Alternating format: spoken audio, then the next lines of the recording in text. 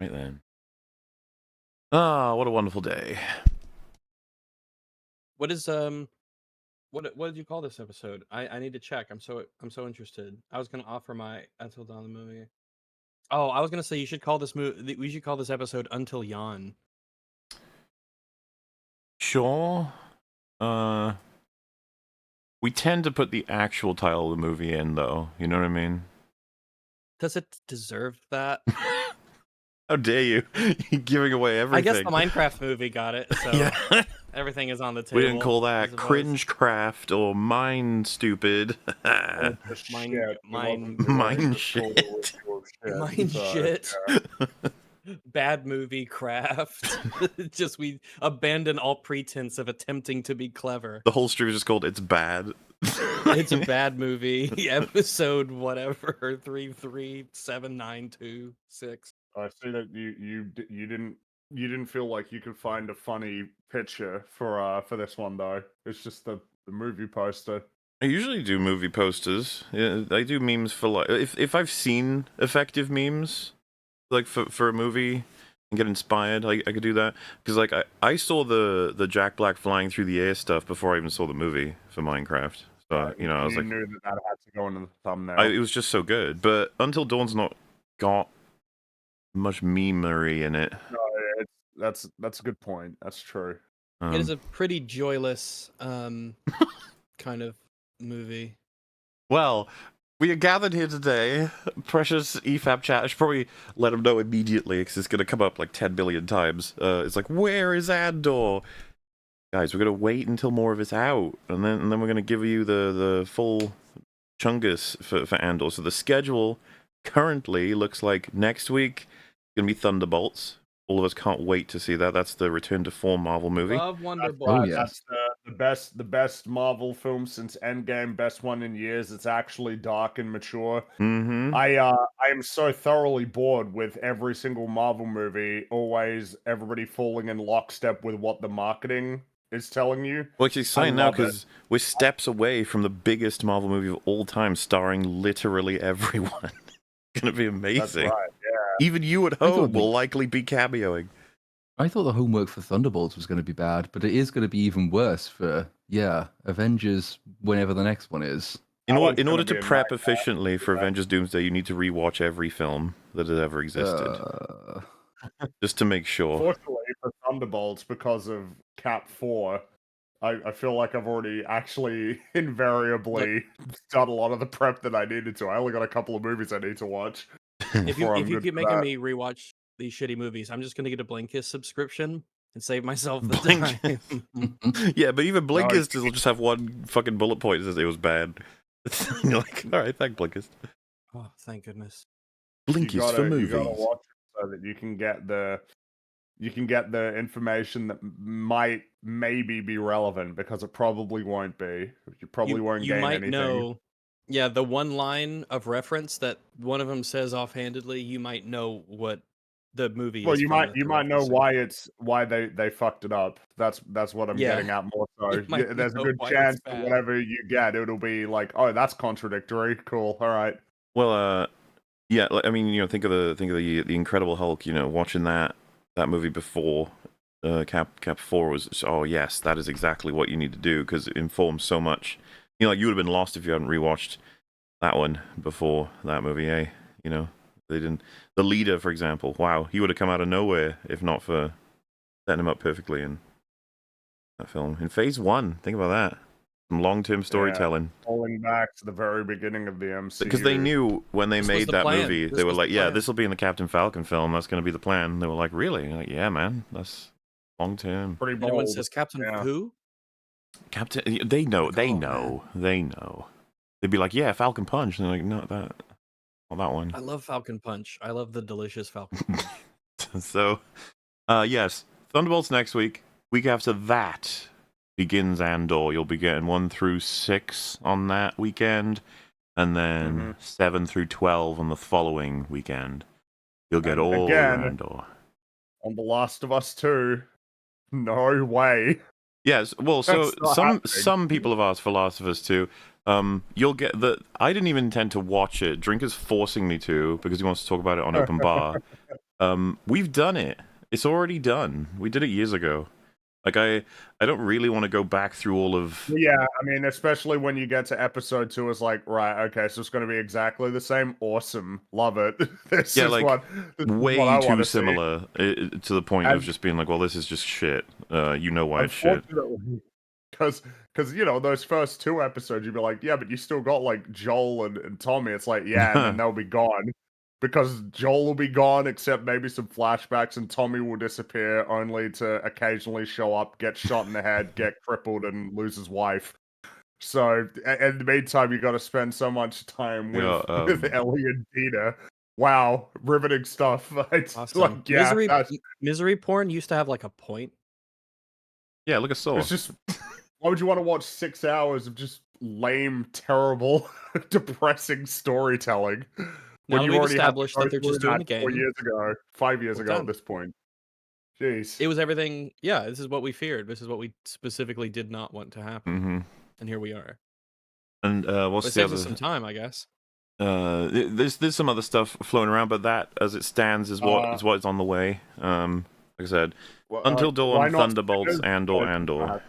Sorry, that one's not happening. Sinners is moving around. A lot of people talking about it. It's moving around. I have yet is. to see it. I don't know that I will. I'm very, very busy. I did intend to see Until Dawn since I found out it was coming out, because I'm somewhat tracking movies games. I'm interested to see how this is all going to collapse. Well, we're definitely in that era, and Yeah.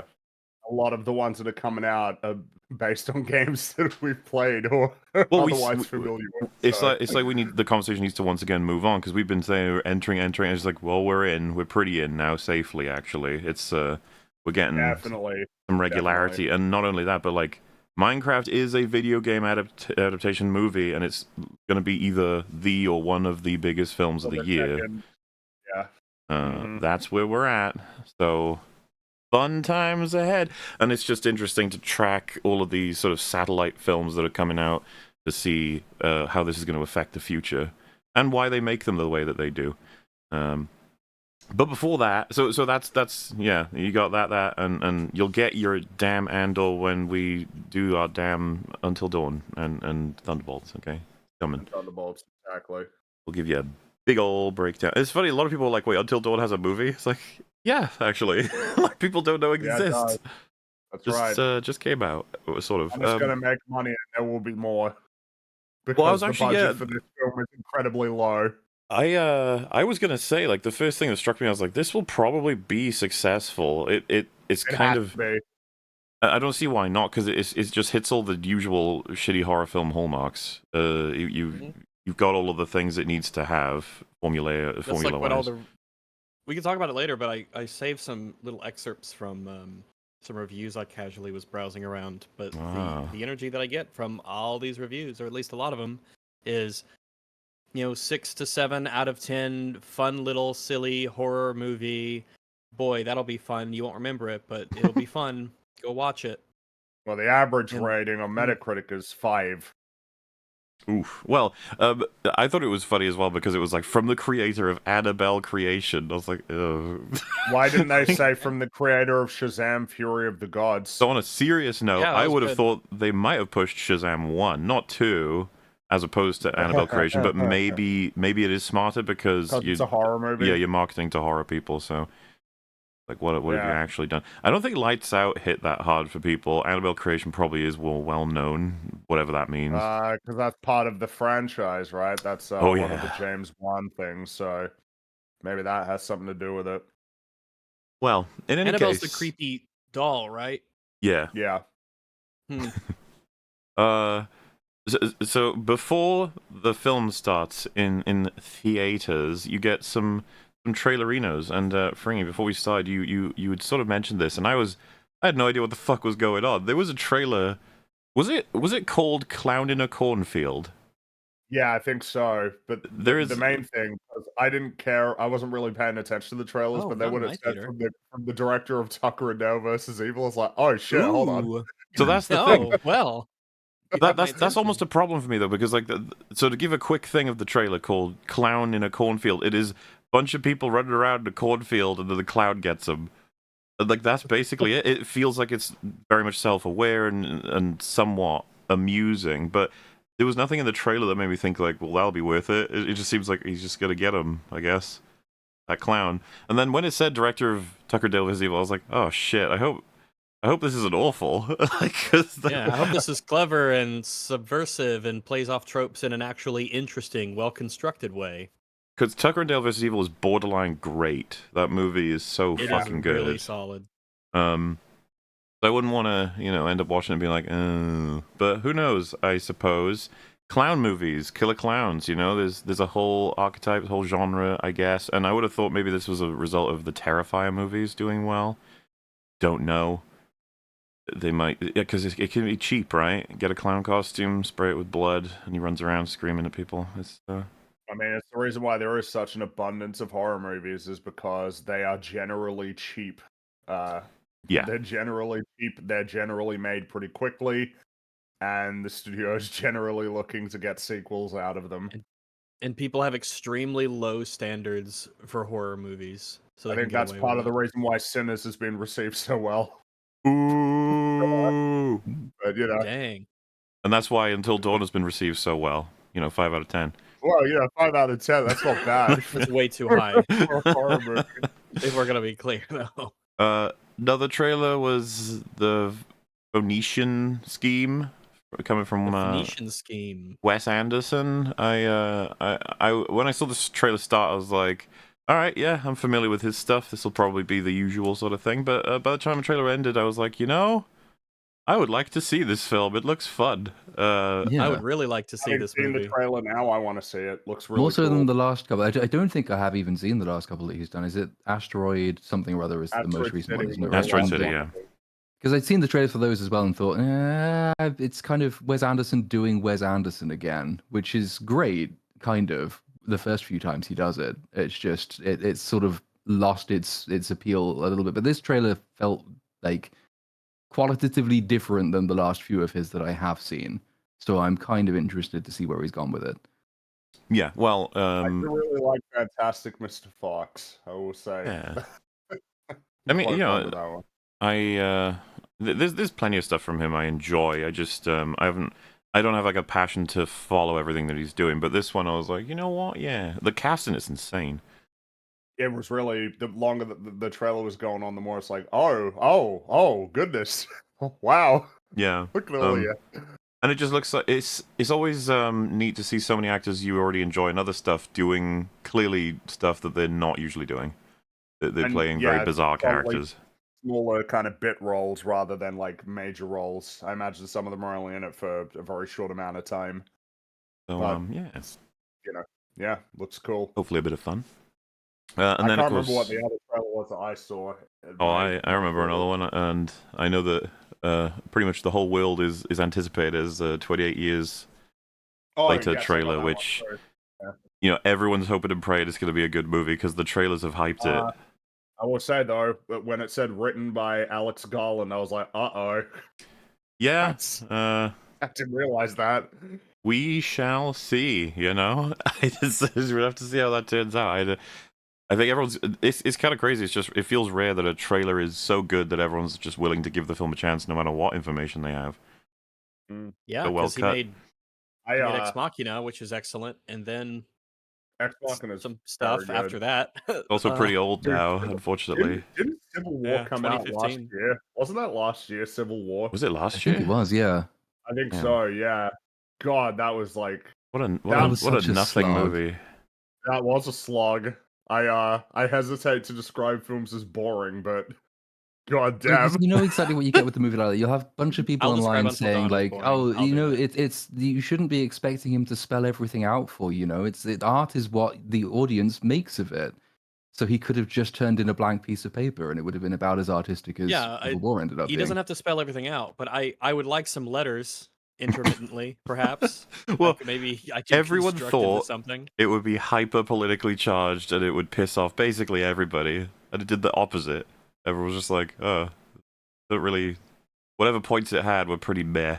Like journalism, it can suck the soul right out of you to make sure you get the perfect representation of the things that are going wrong. Not to say that there's not plenty you can probably interpret, but I was expecting way more. Most of the film, I was just waiting. Well, remember the thing that was bizarre was just that the world building right out of the gate. It's like, huh? What? Well, yeah, because it kind of made it sound like it was going to be fascinating. How the fuck do you get Texas and California on the same side? Wasn't that the I'm point, really though? interested to see how they do it. But no, the point was not to do it. Yeah, like the point was to say nothing. It was just to present it as kind of removed from reality as possible, and then to say nothing about how the movie's version of the politics actually functions. Yeah, you can't even assume what kind of conflict took place because it's like, what the hell happened that made that happen? And it's like, exactly. It takes you away from any assumptions. It draws you into this world so you can focus on it. And you're just like, okay, I guess. He's like, I didn't want to have any actual real life wars represented here necessarily. I think he said something like that. And it was just like, well, made for a fascinating movie. I want to make a movie about a civil war in America, but I don't want to make anyone upset or angry or have. That's what I'm saying. It's almost fascinating in that sense. It's like, you're going to piss off so many people. And he's like, no, I won't. And you're like, wow, you didn't. Look at you go. Yeah, nobody cared. Really. Yeah, which I don't know if is the better result, but yeah.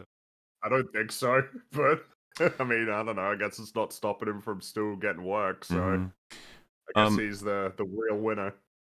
Then I was hit by, and it is actually getting to trigger me now, even though I've seen it before, and I've seen it before in all these different ways, but the Avengers of Sony thing. You know? Yeah, the PlayStation Productions intro. It starts with Aloy, and then you got like Nathan Drake and Ratchet and Clank. Fucking Kratos. You know Aloy, right? You love her. Well, the thing is that Sony probably does think that because those games sell really well. Like, the Horizon games sell really well. I've seen it described as the avatar of... It sold incredibly well. It sold well over 20 million copies. How much did Forbidden West sell? I don't think it did as well, but I'm pretty sure it's very successful still. It's I remember I saw someone describe Horizon as the avatar of video games, and I felt it was so apt as like a way of describing it. Well, it's really inexplicably like popular, but it doesn't seem to have much of a cultural footprint. But yeah, I mean, I guess that, but yes, it's PlayStation also has their. I think I'm glad, even though I'm not happy that there's going to be more like of these probably pretty bad Nintendo adaptations. But my guess is they'll never do that. They'll never have like an Avengers intro with Mario and Link and stuff. But I could be wrong.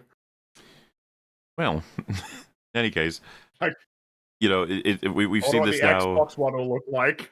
It does just feel like everybody who can do it will do it because it seems that everybody's doing it. So it's like, well, I guess you do it. And of course, my favorite part with the PlayStation one is it tells you which franchises are out of favor with Sony.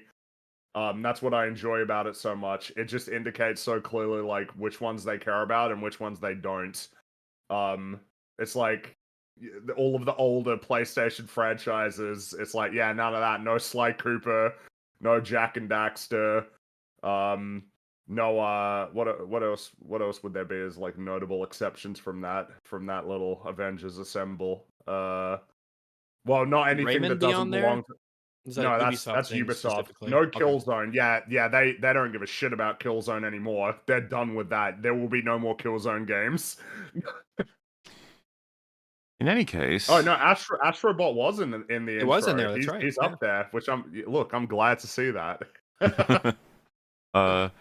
After you get through that, they threatened to start the movie. But I was going to talk about good old David F. Sandberg briefly because he has come up before on all EFAP. He started out at least relevant in terms of relevance. He made a particularly popular YouTube short film called Lights Out that I quite liked. I thought it was neat.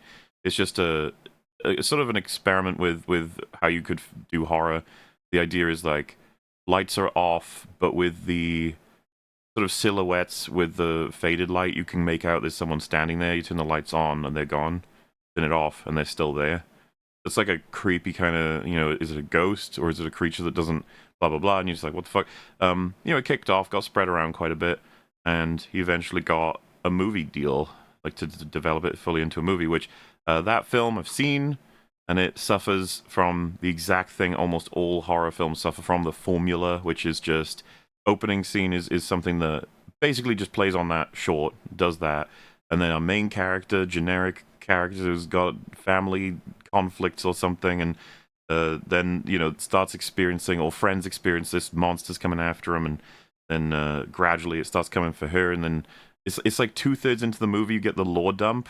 Loads of horror films do this, where it's just like they go to some old library or some old man. Do you remember this happened in, was it Rings, Rags? They had like it was just like old man whoever just gave them a bunch of information about what the film is about, basically. Like, it always happens. Oh, something like that. Yeah, I remember Rings was not. It wasn't good. It Well, wasn't good. That happens, and it's like it's always a away. cringy history every time with these films. And Lights Out is no different. She was like given, I think it was like light shock therapy because she got hurt by the light if she was ever in it. This girl, and they tortured her with it until she like burnt to a crisp and then became a curse demon. And so the only way to kill her was with UV light, I think, by the end. And then they do, and then it's happily ever after. And it's very like, well, I guess that's the best she could do. Anyway, that got him Annabelle Creation. Not seen it. Not one to care about Annabelle ever. I don't know how many there are, even. I just know that people seem to... It's that kind of thing. It's like such low budget that as long as they come above a threshold that's not too difficult to pull off, it'll be considered successful, and you'll get like 10 more. How it always goes. But then he got Shazam. Now, we were controversially not very big fans of Shazam. We thought it was actually pretty badly written, despite the fact that it was very well received. Its reputation at the time was a sort of like, oh, well, this is nice. Positive. This is fun. This is, this is the kind of superhero movie we should have more of instead of the dark, sort of broody, blah, blah, blah. Because, like, it would be directly compared, I guess, against sort of the darker parts of the MCU and Snyder stuff. So it was just like, Shazam, what a nice breath of fresh air, which it did well enough, too. That Shazam 2 got, like, in production. And eventually that came out, and that's one of the worst superhero movie flops in history. To the point where I think the whole world wanted to forget it even existed. Well, it was so poorly received that it was acceptable to make fun of it before it even came out. Yeah, and there was that meta They should element. have tasted the rainbow. Oh my god. Oh my god. Go watch our coverage of that if you want to know how awful that film was. Anyway, there was an aspect to Shazam, Fury of the Gods, that it's one of several movies that are, like, were they referred to as like lame duck films, where it was like they've got to come out for the DC production line That's just... kind of a worthwhile way of describing it. Yeah, it's like the films that just have to get released, even though we all know that it's ending really soon anyway. Yes. But the curious thing was, The Flash got a hyper amount of sort of pushing from everybody saying it was really good, from all this kind of like, oh my god, you gotta check it out.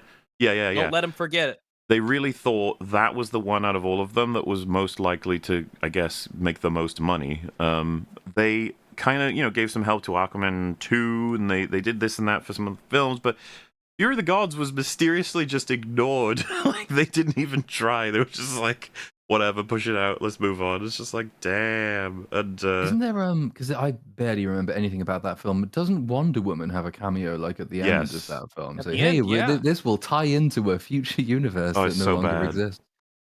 So yeah, there's Doesn't that she like too. bring someone back to life? Yeah, Yeah, isn't it Shazam? I think it's the main character. I Yeah. think so. It's Yeah, the main character, right?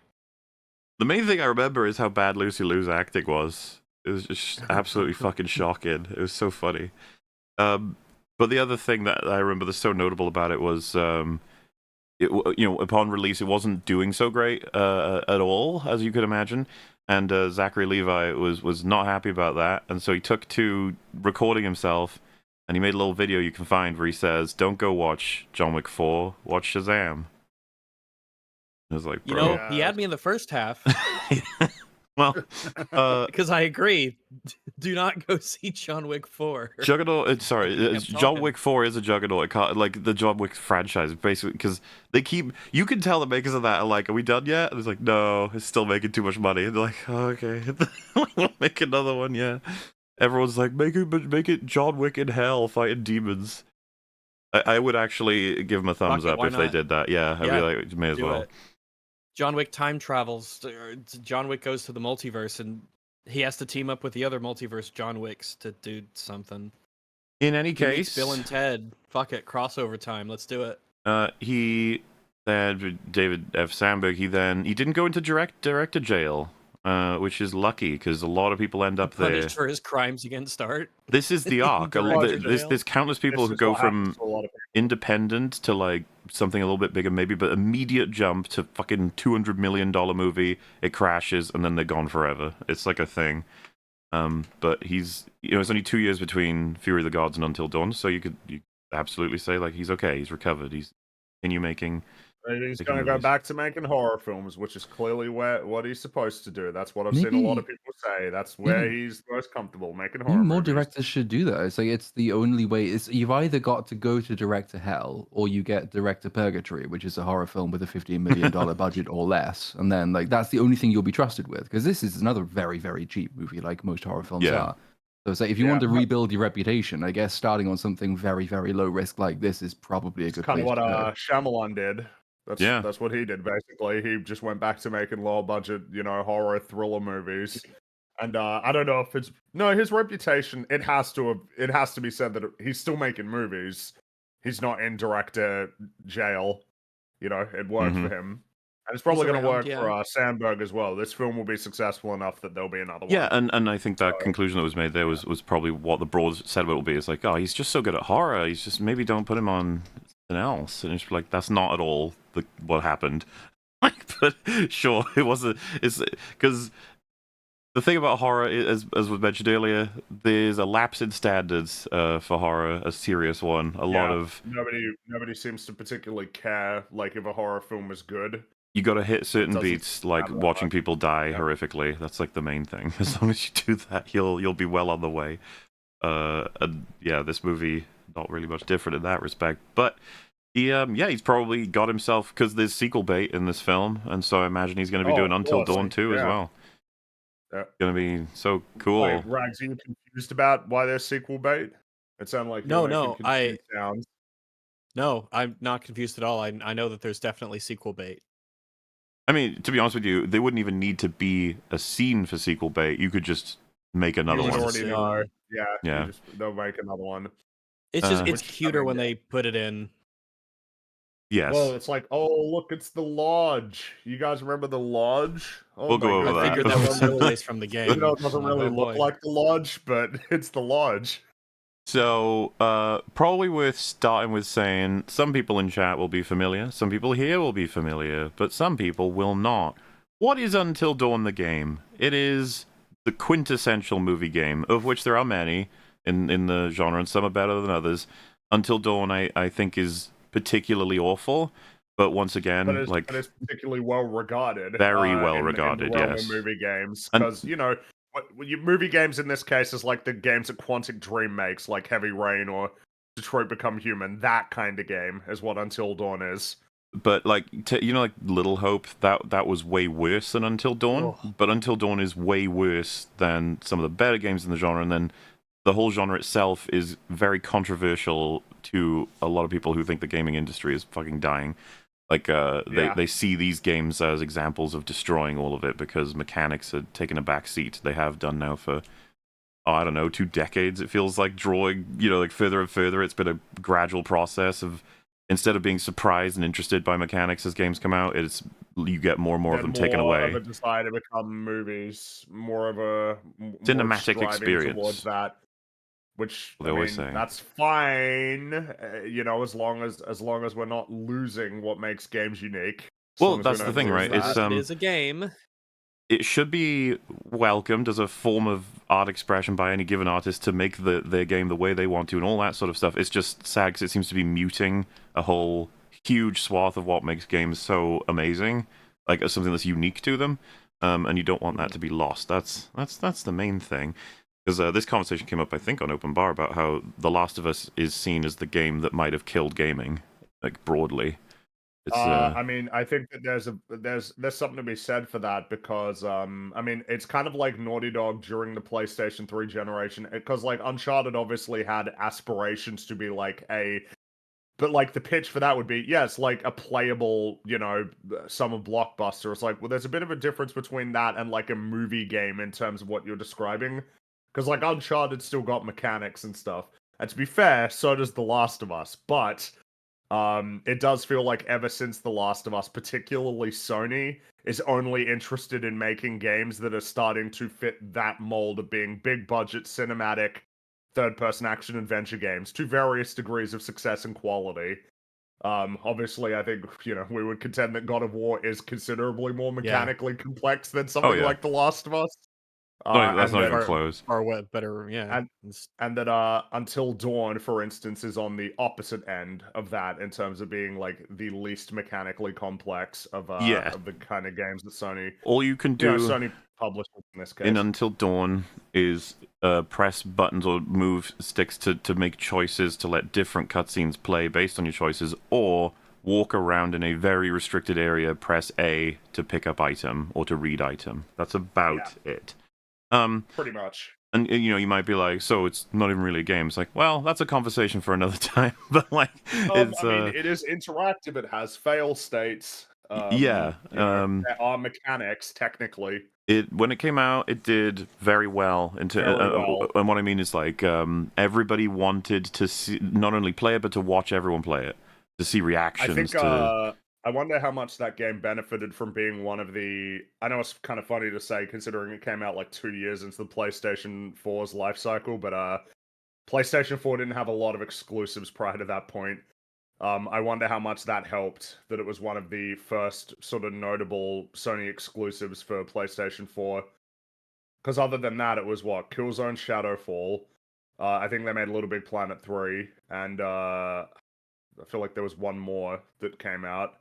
There was like a big notable Sony exclusive, so I wonder if that helped it. Like if it came out a few years later, if it wouldn't have. Infamous Second Son. I forget about that game sometimes, even though I really like the first two. Oh, and there was Bloodborne though. Bloodborne did come out earlier, so Yeah. Bloodborne didn't overshadow it though, because it's like 5 or 6 months apart. Well, You said the third Infamous game is called Second Son? Yes. Okay. I don't get me started on that one. That's a game I could talk about for a while. Right. And Theo just said, the big thing I keep raving on about is mechanics aren't given at all consideration as a vehicle for experience to convey meaning. I just find that, like, 100% correct, but we're at the point of they don't even consider mechanics. Like, we need to get into the door before we can even talk about using them in ways that are not necessarily conventional with the vast majority of games. Well, you know how it went with that game. As far as they were like, yeah, we are tapping into what makes video games unique, which is that you can have like multiple endings because it's interactive. Right. But and that's like what the mechanics enable. It's like, yeah, you can, you make choices and then it changes how the story plays out. Not significantly, but to some extent. They did that with. it This does. is something you could do with books. We had choose your own adventure. Hell Yes, yeah. that's kind of the point, isn't it? It's like in a sense you're just presenting a much more sophisticated version of something that exists in other mediums of entertainment. There is nothing that actually precludes like films and television shows from doing what Until Dawn does. They just wouldn't have the parts where you have to make the character walk around or examine an object. Which gets really fucking tedious, by the way. So for those who don't know, and you can find it in the playlist on my channel, but me and Metal I played the PC re-release, he played the PS4 version on PS5 at the same time. Our plan was to try and always choose the opposite choices whenever we got the same ones, and maybe just go different directions as best we can. And holy shit, so much of the game is exactly the same no matter what you do. They just sort of... It's kind of a persistent problem with this genre, isn't it, really? Well, something I really don't like about it is you'll make probably, let's just say 300 choices, and by the end of it, you'll be like, man, imagine like all those other playthroughs you could do, and then the game will be like, if you go again, you might just be able to save these people instead of these people, and then another friend will be like, oh yeah, my dude died here, and yours, oh wow, that's amazing, and it's like, you guys have, it's like all of the players' work to make the game seem so much better than it actually is. Yeah, because at the end of the day, the whole game ultimately culminates in the same conclusion. It culminates with whatever characters survive ending up in the lodge, and then you got to get them all out slowly, and then you got to blow up the Wendigos. That's like the ending always. which unfortunately is kind of a because Heavy Rain is a meme game. Heavy Rain has multiple endings though, like, and it has multiple endings that also play out in the like more interactive part of the game. Depending on which characters survive, like dramatically changes the character interactions during the ending sequence. And the ways that it can end are much more numerous than in something like Until Dawn, where really the only difference is which characters survived and which characters kind of like or dislike each other by the end. That's it. Jason. Yeah, I do like Heavy Rain. I gotta tell you, That's fair. I've never enjoy played it. I just know the memes. Yeah.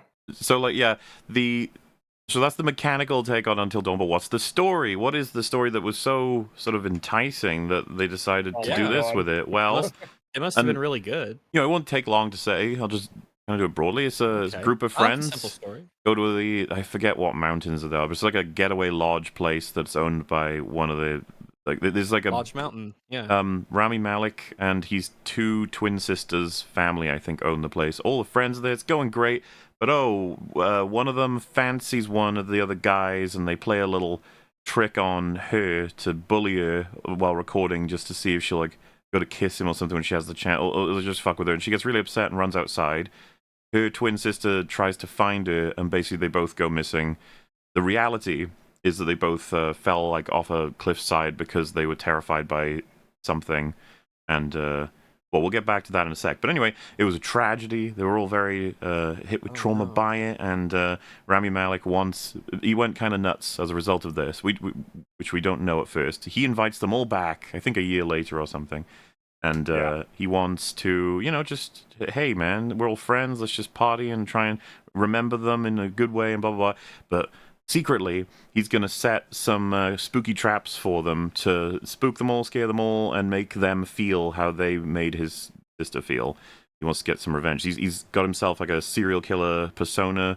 He's going to, chase people around the house and do all kinds of scary things with setups and remotes, different security cameras, electronic devices. Like, he just wants to scare. Simultaneously, there are Wendigos in the mountain that are actually a threat, are actually monsters. There's a guy with a flamethrower who looks serial killer-ish trying to kill the Wendigos, and the idea with the game is when you first start it, you don't know any of this, so you're just a person going through the story, and you're seeing all of these different kinds of killers, potentially, and getting spooked by all kinds of different things, to the point where the game even tries to imply there's like ghost shit going on too. I thought at first that it was like a celebration of all of horror, and I was kind of interested in the idea, like trying to create a story that sort of covers each of these aspects, but I was pretty, uninterested by the time we got to the end in terms of what story it was telling, all the reveals, all the lore, and by the end, like as Fringy mentioned, most people will either die to Wendigos at the end, or throughout the game, there's some wacky fucking choices you can make that just cause the deaths of people. Really bizarre. I remember the one. I remember the one that really threw me off was it was the part where I think it was Chris and there was some other girl. They're like putting this contraption that has like these buzz saws that are coming down. It's like, oh, you gotta either shoot yourself or shoot her.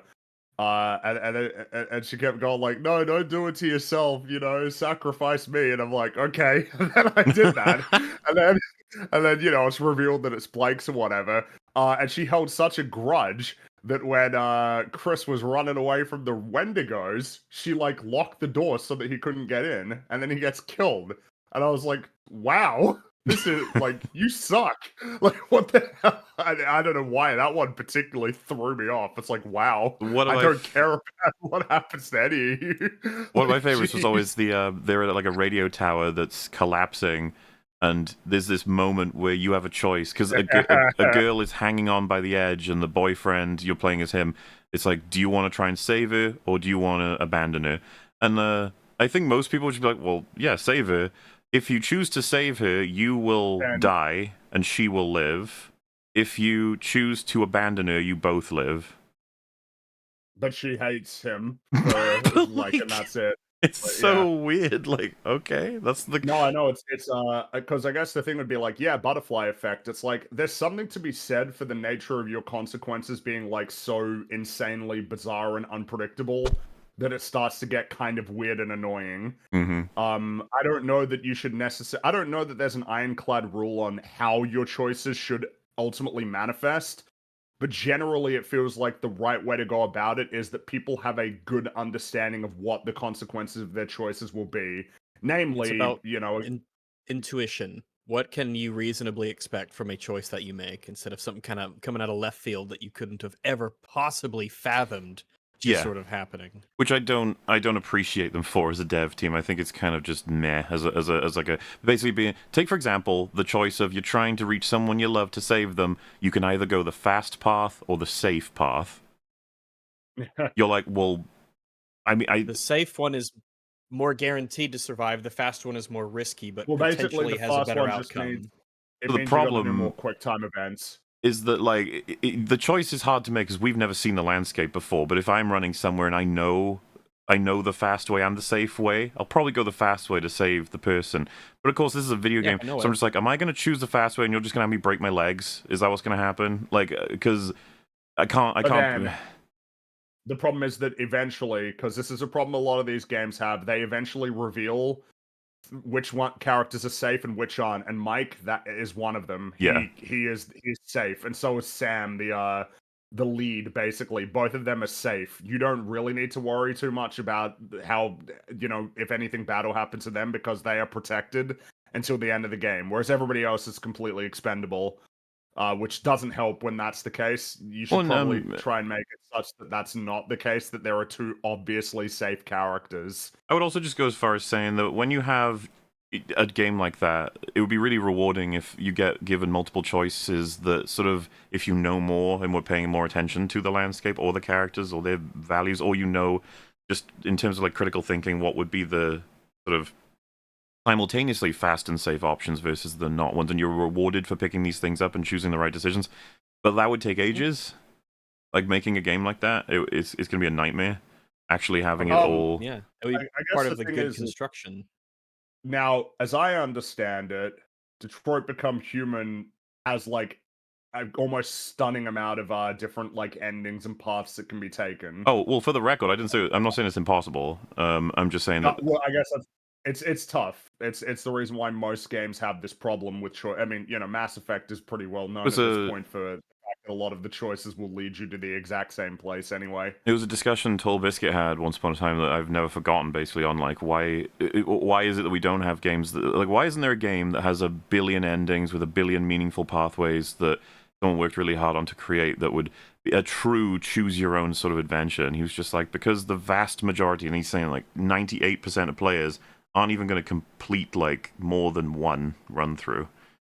It's Right, and that's all development time you gotta invest into stuff. yeah, that it's just people it's might not even see. viable. It might be viable in like for an independent creator, but it would be absolute Or nightmare. text-based stuff. Yeah, there's formats where you might see it crop up.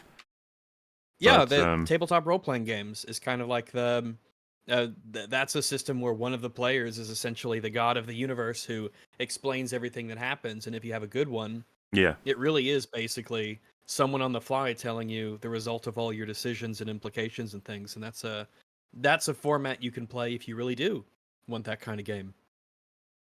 well, in any case, that's the game ends with either they all die or some of them die, or I guess you can make it so that none of them die if They you know all live. exactly.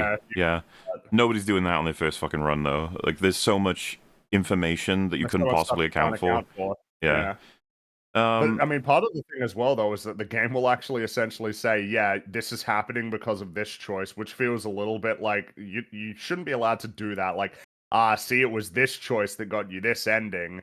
It's like they really want you to know why this has happened for this particular character, and it's like, I don't know about that, right? Like, should you telegraph it so clearly? But it's because the butterfly effect is like a big part of that game's marketing. Yes.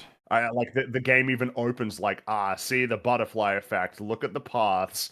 But it's such a like, okay, yeah, Well, yeah, whatever. I Timmy mean- got bisected because 2 days ago you chose Cool Ranch Doritos instead of garden salsa sun chips for a snack, and you're like, okay, game, all right. That's the implication when you play it at first, because there are a bunch of there's like you're playing a shooting range and there's an opportunity to shoot, I think, a bird. and the game implies like if you kill that bird, you are gonna get fucked later on in the game. What Like, pops up there's a little logo for the butterfly whenever you make Yeah. like a choice. It's basically Until Dawn's equivalent of he will remember that Yeah. from the Telltale games. And just like in the Telltale games, it's about as, much of a lie, basically. It's like it's in that too, unfortunately. broadly speaking, telling me it's like, "Ooh, we could turn this into a movie." I should be like, "I don't, not that good of a story." Like, you might want to shore it Well, and up the if whole you're gonna do gimmick that. is the choose your own adventure aspect. That's like the main thing it's got Yeah. going for it, and you're not going to be able to do that in a movie. So they chose to, and the first thing I heard about this movie when looking into it was, it will not be like the story in the game whatsoever. Not even a lick of it. Like, Oh. you wouldn't recognize the game at all from this. It's just like, well, what's interesting, I suppose, is I don't think that's going to be controversial at all in this instance, because I don't think anybody loves the Until Dawn story. And as Fringy just brought up, I think the fun comes from the choices rather than the story. The thing is, I'm not so sure about that. There was a lot when the trailer came out. There was a lot of like, so it's not even like the game at all. That's lame. I That didn't was see any of that. definitely- I must have missed it because, like, Yeah, I'm not sure. I saw it on the like trailer. Like all the comments were like, "Oh, it's not like an adaptation. Like, why is it called Until Dawn? But where are the characters? Why didn't they cast like the actual actors from the games in the film?" I saw a lot of that. that The one I excuse get. they gave, I think I'm right in saying, is that isn't there a remake or a remaster of Until Dawn coming out? So the director, this is I think just I on think the it came out Wikipedia last page, but year. the director said because that was coming out at around the same time they were doing the movie, nobody involved in the movie was interested in just doing the game again. And they said the actual quote, which is still on the wiki at the moment, I think, is that because the game is just a 10-hour movie, it wouldn't have been interesting for me, the director, if we were just doing the game, because then it's going to be like a cut down, non-interactive version of the game, which just wouldn't be the same thing. They did succeed in doing something cut down, non-interactive, and not interesting. But the thing is, I mean, what's worth considering is that, like, this is going to hit a whole ass audience that have no idea what the game even is. That's true. Yeah. well, I had no idea what the game even is, and I now have even less interest in finding out. Yeah. Oh, well, what's funny is this film will lead you in like a completely wrong direction. It's not even close to what the game, which is really weird because they bait. Frankie kind of mentioned it, but the sequel bait is that they're going to do the game next time.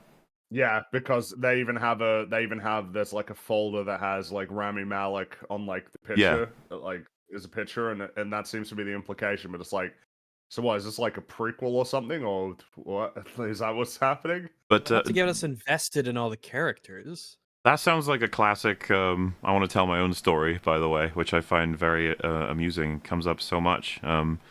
Instead of I'll tell the story, but I'm just going to make some corrections where it's obviously shit. I don't really have much issue with that because especially with stories that have lots of issues. But you have to be fucking careful. Actually, on something that's like iconically, famously beloved culturally, you should probably avoid even correcting mistakes that you see. It's like it's all very Playing with fire. complicated. Yeah, the Until Dawn story. I think if you got the actors back, assuming you could.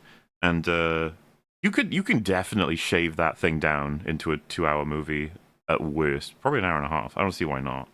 It's there's a lot of fluff in that game, and it's 10 hours of story. I'd just be like, I don't know if it's 10 hours of story. It's 10 hours of events, I suppose.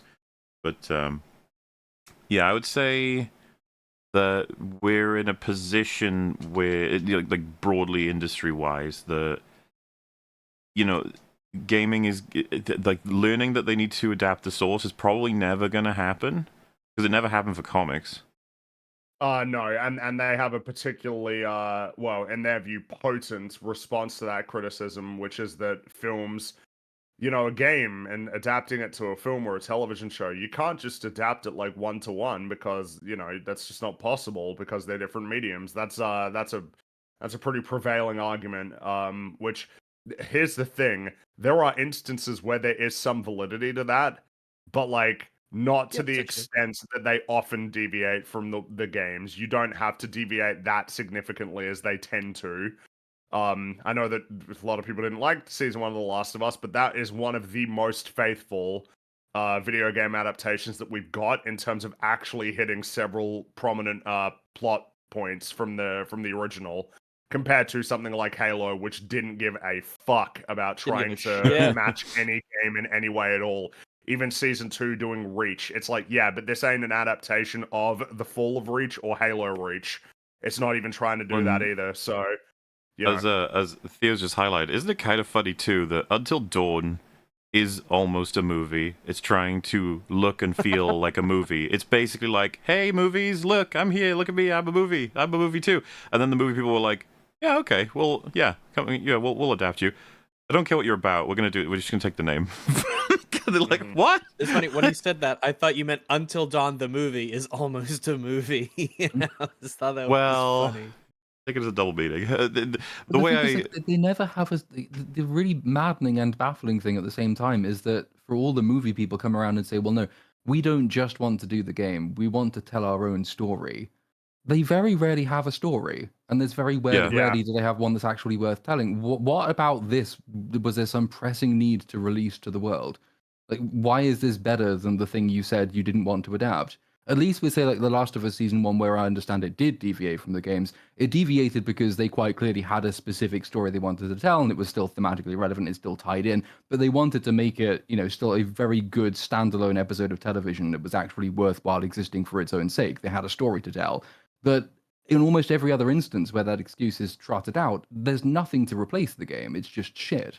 Well, and then you get the cynical idea, which is impossible to avoid, of, oh, you only wanted the IP's like fame and fans and titles. That's it. Just wanted money. Because just have a guaranteed audience that you can tap into. You'll always get like that almost procedural, just, oh yeah, we love the game. Yeah, the game. Yes. The game, yes, we love the game, yeah. And then they have to say some bullshit as to why. Same with comics.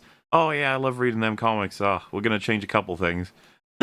We adapt it for screen. Gotta change a couple things. You're like, I love all of that IP that we are currently mining. I really do. It's my favorite of all the IP. But we have to change it. Yeah. Well, I mean, they just downplay how much they're going to change it, and that's the idea. I guess in this case, the thing is that they couldn't, because it was so plainly obvious. It's not even close. Yeah. And I suppose the thing is, though, is that you can kind of see how they might have arrived at what they got from the fact that Until Dawn is technically a video game. Oh, I can 100% decided to run with. There was like some meeting, and then maybe Sandberg himself was like, okay, that game seems shit. What can we do to make something worthwhile out of it? Well, I kind of like the idea of multiple things trying to kill you, and Until Dawn, like they got to make it Until Dawn, and I like Happy Death Day. I like Groundhog Day. They're respawning. That's the thing. It's not a thing in Until Dawn. That's a thing in video games. That's what I mean. There are you can kind of see some DNA, but they've changed so much that it's just completely unrecognizable, I would say. Yep. Basically. Which about leads us into talking about the plot, breaking it down for those at home. First and foremost, don't go see it. It's a highly not recommend. No need. Really do not see this movie. Any value, really any value to be drawn will be very, very small, and just something you could talk about. Once. You don't need to see it. I laughed once. Did you laugh? Did you laugh? I didn't feel much of anything ever, but there was a laugh in the cinema at one point. I went. I got a laugh one time. I think I know exactly what it is, because there was one point in the film where several people in my theater cackled. Maybe they'll match up when we get to that point. I'll tell you that if it was my laugh. All right. This film follows the standard, that horror formula I was talking about with Lights Out. This film does that, and there was a couple of things I was waiting for. One of them, I think I'll get to a little bit later, actually. But first and foremost, let's say for a standard thing of this, like, so it has to be an opening kill. You always got to do that in these films, especially Sandberg used to follow that all the time. So we begin with girl being chased by spooky goblin monster, and she just escapes, only to be killed by clown killer.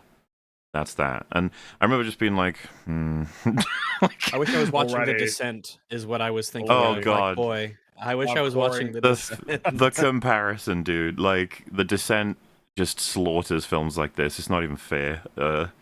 Which is interesting considering like the budget differences and the the values behind creating it and the fact that it's an IP, blah blah blah blah blah.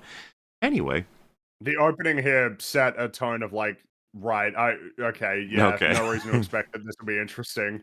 Well, it's funny you say that. I was like, well, so that was a shame in terms of like an interesting way to begin. But let's see. There's always a group of kids, and they're always talking at the beginning. And it's like, what is the conversation? This is your one shot to impress me for the rest of the film. Yeah, can you write these young people to just have a young people conversation that doesn't come across as stilted and out of touch?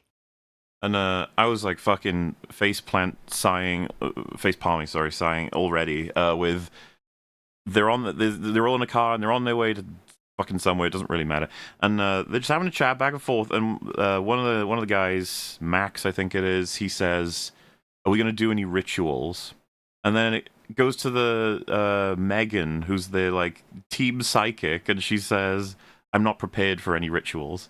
And I was immediately like, "What the fuck is happening?" I was like, "What? Who taught?" Oh, do you know like the idea of, I don't know, having some drinks around a campfire, maybe just like toasting to a lost friend or something? You could call that a ritual of a kind. But do kids, teenagers and stuff, do they call that? I don't think so. They like ironically, maybe. Like almost not even necessarily mocking, but to be like, "Oh, is this the ritual we're doing tonight, huh?" And then the only reason, with a smile. The only reason they had him say it was so that it prompts her to say a line that makes us go like, "Wait, prepping for an actual ritual?" And that's going to give us a little bit of foreshadowing that she's going to reveal to us she's a psychic, which serves barely any purpose in the whole film. By the way, I don't know what the fuck the point of that was. I think they want you to conclude that it did, but it doesn't. That's a horror trope, so it's in the movie. It is a horror trope. Yeah, and you have the psychic one who could do random psychic stuff so that spooky imagery and sounds and visuals can just happen sometimes. It's a really convenient way as well. Like if you need to move scenes on, but you can't really be bothered to write anything that connects them, you can just have the psychic like put a finger on a desk and say it's something in there, and then you open the drawer. Yeah, and I hear a voice. The voice says, "Open that cupboard to find the next clue," or something like that. Or you need to go through this door so the next scene can happen. Oh my god, the voice is in my head. And as if that wasn't a bad enough exchange, he then comes back with, "No, not your woo-woo kind of ritual, more like a ceremony type thing." And I was just like, what the fuck is going on? And already, just it's 3 like lines, ritual. Already, I'm just like, like, all right, let's keep going, whatever. And yeah, because they just basically gets established through very, very subtle exposition that a friend of theirs, being the sister of the main girl, has gone missing. She left and never was found again, and they're all checking her most likely places she would have been, and they're on their last lead. And which is odd, because the last lead is the only one they really should have used. Checked. Right? It was the last place she went to. It's the last place she went to. It's the place where she sent them a video message from, standing in front of us like a fucking coffee shop with a really obvious sign. But it's the last place on the tour that they thought they would check. Which it actually makes everything worse around it. Evil place. Well, yeah. So that's another fucking trope where there's a shack or a store and there's a creepy owner who's like, "You want to go down that road and then you'll never come back." Be careful. People disappear when they go down in them their old abandoned mine. It means that all the conversations they have, which are basically character intro conversations, like when one of them says, "Oh, you know what? I'm not sure this is healthy for her." You waited until the last stop on your tour to have this conversation? Yeah. Shouldn't that have been the first thing you discussed? Why did we even need this to have been a tour in the backstory? Why wasn't it just a really long drive to the first place they thought they would look? There's no benefit for it being a tour. It's kind of humorous. Yeah, it's humorous to think that if you're trying to find somebody, you go to the place that they most recently were last. Let's check the most likely place last, because then we'll get all the boring bits out of the way. The least likely ones, we can cross them off the list. Well, she left from our kitchen a year ago and started her journey, so we'd better start at my kitchen to see if she could be in there. She's there, or she could be there. And yeah, they try to do like the psychic girl says again. She has a line where she's like, so the main girl's called Clover, and she has this line where she says, "Clover knows I've got special shit going on." This is in reference to her psychic powers, by the way. I was just like, why are they pushing this so hard? Like, what is going to be the payoff for this? She got the Force. She's just the psychic one. She's the psychic friend who can talk to ghosts and does weird rituals and tells people to tap into their chi or their emotions or the netherworld. This is like another awful line where she's like, special shit. The only thing you were able to sense was like someone's dad cheating on someone else's mum, but we all knew that was happening anyway. Ha ha ha ha ha! And they're all like giggle. Yeah, we heard the sounds in the garage. It's just like, wow, that's all right. You really want me to know she's psychic? Sure, fine. If we need it or whatever. The psychic girl in Wish Upon was more believable than this. Yes, Wish Upon was excellent. They wish they could be a Wish Upon. Was a masterpiece. Hey, So, I will say there are going to be throughout this movie, mostly towards the front half, intermittent, we'll call them attempts at comedy that never work. yeah. So, that's something to not look forward to. So they decide to get into a circle and essentially like meditate or something to bring energy to have, again, one of their rituals. I don't know. And a fucking ninja van jump scares them, which is another sort of indication of like, oh no. Like this It's been 6 seconds. We need to have a jump scare or a loud noise. It just like appears right next to them. It's like, get out of the way. They're like, oh my god, what the fuck? And it's like, brrr. You gotta love it. It's amazing. Because of course you naturally have your ritual in the middle of the road. That is where all it's necessary for the ritual. Yes. Much like the ritual is a pathway for the spirits to connect with the living, the road is where the cars live. Okay, so that makes sense thematically. And so main girl goes off to the store, I guess, to go and ask about her missing sister, and Max goes to follow her, but this I think it was Nose Ring Girl says, like, hey, give her some space. She dumped you for a reason. And I was like, oh. Like, yeah. Oh, no. But that wasn't quite enough of the because then he says, no, I dumped her. And then it was like, you dumped her because she needed the space you didn't give her, I think is the line. Well, and then, like, and then they go into, and you date people like crazy. You go through boyfriends every 3 months. It's just like, what do you... Come on. How long have you known this one? It's so funny. This would be different, right? Because like normally, the one thing I didn't hate about just the basic premise for all of these characters is that it wasn't like I didn't hate them all completely off the bat in the way that I do with so many slasher films. You know how so many slasher films is like teenagers and you've got the jock, his girlfriend, sympathetic female protagonist, nerd and or stoner. And they're all supposed to be friends, but they all hate each other and they all argue all the way through. And you kind of wonder how they even ended up here. And you just really are competing to see which one dies first because you hate them all. But you don't quite get that. And then the introduction of this boyfriend character is being like, there are 3 friends and there is the new guy on the scene. Could have been interesting because obviously that's a particular character dynamic. One of them is going to have less trust with the others. One of them is going to maybe fall out with the others more easily than the others do with themselves. And it's like, you could do some stuff with that, which I haven't seen too often in horror films like this.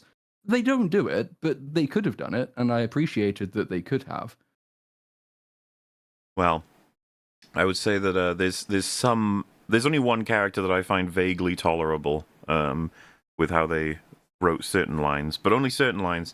They don't all come through very well at all, and the script sometimes forgets what kind of character they were trying to make, at least what I thought anyway, but... so like what we've established now is that we've got some relationships, some ex relationships, and some just a little bit of, I don't know, they disagree sometimes. I was just like, man, we're already like 15 minutes, you know, beat it the fuck up in terms of getting some information that's useful, because the time is closing in for you're gonna have to kill someone again. How these films work, but you're gonna want to get as much character out as you can as soon as possible. But oh well. And yeah, so it feels like they were rushing this. She basically says, like, have you seen my sister? And it is Peter Stormare is what I've always called him, but I have been told, and it is true, that is not how you pronounce his name. It is Stormare. That is how you're supposed to say it. Peter Stormare, which I'm going to try and do... I've never heard that before either. Stormare. I'm going to try and do better with, because I've always loved him in every film I've seen him in, so, you know, I'd rather say his name the way that he would say it, you know? Trying to get there. Peter Stormare. Yeah.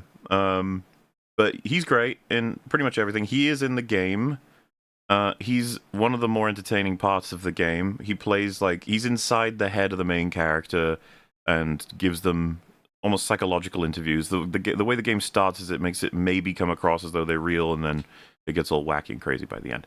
Anyway, he's the guy in the store, and I thought this was a cameo that was in that one store, but not no, he's in not like the whole case. film. And he's like the main villain. They want you to kind of believe he's playing the same character as in the game as well, because I mean for now anyway, because the implication is he'll be doing it again in the next one, and that will be the direct adaptation. Hopefully. So yeah, which is weird because maybe I misremembered, but I thought he was a manifestation in Rami Malek's head, like personally, not like a curse from another part of the country. A scientist doctor person who has now made it into the head of any given person in any given part of the world. You know what I mean? I was just like, okay, I don't think that's actually coherent at all, but I guess they might be changing it. I don't think they care. No, they definitely don't care. Nah, I don't care. In any case, she's like, do you have any idea where this person is? And he's like, maybe she's missing. And then he's like, how'd you know that? How'd you say that? He's like, people go missing all the time. He's like, what? Like here? And he goes, no. Yeah. What by the way, they go missing in Glore Valley. When I first watched this, I thought he said Gore Valley, and I was like, you fucking serious? Don't go to Gore Valley. It's a bad place. Bad stuff happens in Gore Valley. It is Glore Valley, which is I don't know. It's a strange name, but fair enough. I guess they thought it sounded appropriately creepy. Glore Valley. But yeah, he's in the movie. He ain't great. Rather, he doesn't get to do much of anything. They mainly just have him saying weird shit. It's nice when he pops up because we get to spend time with someone who isn't the protagonists. We get a line that's super important for the rest of the movie where Nose Ring Lady says, we go through all kinds of fucked up shit, but we get through it by staying together. Like, aw, this will be broken many times in the movie, and I don't understand. This will be shockingly broken. I don't understand why they had her say it when they not only break it by accident in terms of like characters moving around without thinking about it, but they do it deliberately, and the way they win is done. They do it deliberately too. So I don't really. I feel like it needs a redraft to really sort that out. But oh well. So they're driving off to Glore Valley, and they hit this incredible storm. It's so heavy, it's so scary, and the main girl, Clover, she's getting all scared about it, and she holds the hand of Max, the ex, and he's like, hey, a car is the safest place to be in a storm. And I don't think that's true. Well, but okay. I was just like, it is often. Well, like I just thought I was like, yeah, that's whatever. But then they all start shitting on him. One of them was like, don't say that shit, Max. And he says, wait, what? Then the other one says, don't say that shit, or well, next thing you know, we'll end up all dead.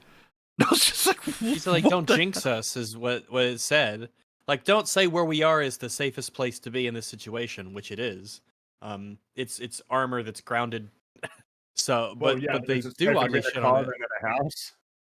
I mean, they don't have access to one right now, so. Yeah, I mean, of course, being in a car is safer than literally walking around in it, I guess. But well, so he's just saying it to try to reassure her. It was the most normal line ever. I didn't care about it, but then they're all shitting on him for jinxing them into being killed, which I assume was supposed to be like, clever foreshadowing, because they will be. So they're all like really superstitious to the point where they're yelling and upset at the guy for saying it, and I'm like, oh shit, that's weird that they're all actually apparently into superstitions like this. You know. Anyway, they arrive. There's like a distinct line between where it's raining and where it's not, and it's called a water wall. Apparently, it's a thing that can happen in real life. But I assume that's not the explanation for this. I assume it's because this is a weird. Is that actually a thing that can happen? Like where it literally ends like instantly? I don't think where so. You can, like draw a clear line. Because if this happened if I ever saw this, I'd be like, all right, I'm going back. Like I don't like this. I'm getting out of here. You know? No, thank you. I mean, it's probably extremely unique if ever it's happened. It probably doesn't even look like that, but in any case, there's no way. There's no way that it's like an actual line, right? Well, so I didn't even get it from a mechanical point of view. Really, really high up. It wouldn't be that clear. The clouds would be moving. The implication is that it's locked in time. But to be super clear, a literal line of like where you could draw a line where the rain instantly ends. Whatever is being described as being the real thing, there's no way it looks exactly like this. Maybe it does, but like I doubt it. It's like in the movie. What's the alien movie? The alien abduction movie. It was the one neat visual in that movie. Extraterrestrial, right? Intergalactic? Extraterrestrial, yeah, where there's an alien spaceship hovering over in the storm, and Which then is they why just the it's rain suddenly stops. dry, Yeah, and it's that was cool. yeah. He's like, oh, that was like a neat visual. The movie's terrible. It's Yeah. funny though, but yeah. But I mean, you know, I would. need to know whether or not this is actually real. I feel like I don't think it is. I mean, it's I- I've never seen it, but the world is big. Is maybe. Some people are saying in chat that they've experienced it. Okay. I'd be curious Alright. if it looked the same or not, but it doesn't really matter because like what I'm trying to get at was the implication for why it's happening is not a weather event. It's that this place is locked out of time. It's not in sync with the outside world. Like that's supposed to be like the cool like ooh, but I was after having seen the movie, I was like, but it isn't locked out of time until you write your name in the book, right? It seems like that's the case because that seems to be that's the thing that they highlight every time that they do the loop. It's how is everyone that, gets and trapped in the loop is that they begin with writing their name. Yeah. there's a point of reference for every other character that they've written their name in there. So I think where to conclude it is writing the name in the book is what initiates the loop. Which is just like, how many people do that? Just wander into a completely strange house and see like, And a write their guest book name and in, think, yeah. hey, I'm going to write my name in it. And Happens that's kind of the mechanic on which the enough. entire movie rests. Well, it's not impossible. It's just that there's going to be countless. I'm a person who wouldn't do that. I would want to find someone like a clerk of some kind because I don't know how any of this Yeah. works. Yeah, and for all I know, they're not even in business, right? We're here just to see if they know anything about a missing person. That's all. And so yeah, writing the name seems to set it off, and that's when it starts to change out of sync with the rest of the world, which I think could have been a cool visual after they had said it. That the weather events are clearly different on this borderline that they can't cross. By the way, they can cross the borderline. It's only that it's defended by an enormous fucking giant. I don't even know what to say about this. I don't either because there's just a scene where they want to leave in the Jeep, but there's just a monster in the distance and they reverse and that's why they can't leave because there's a big monster on But the road. I don't know. Like, it feels like the safest strategy is to just drive around in the car, right? Like, just keep driving around in the car, going Here he is. circles. Nobody can catch you, and nobody. You In know the what trailer. I mean? Like, Look at him. Oh yeah, he's just there. I don't, like I said, I don't really know. They basically show this and then like, see, they would never try to escape, and it's like, well, you might actually be able to giving it a get few past that with a goes. car. yeah, you probably get past him, and then you'll be fine. Yeah. 'Cause that thing ain't it's as long as you can get around him, you're good. Well, and so it's to be not gonna clear, some people might be like, why the outrun a fuck would you Jeep. risk going past? It's like, so there's just countless monsters in this house that are trying to kill you. So Yeah, There's so you could might as well. might as well, especially because you reset. You may as well give it a shot. It's and just a lot of the deaths are not at all intuitive in this, so it's like, well, we might as well. Fuck it. But yeah, they show that one so that they'd never hesitate it ever again. It's like, okie dokie then. But they do arrive. They're all doing different things. One of them's looking in a mirror. One of them's walked off to a random room. One of them's at the book about to write her name in.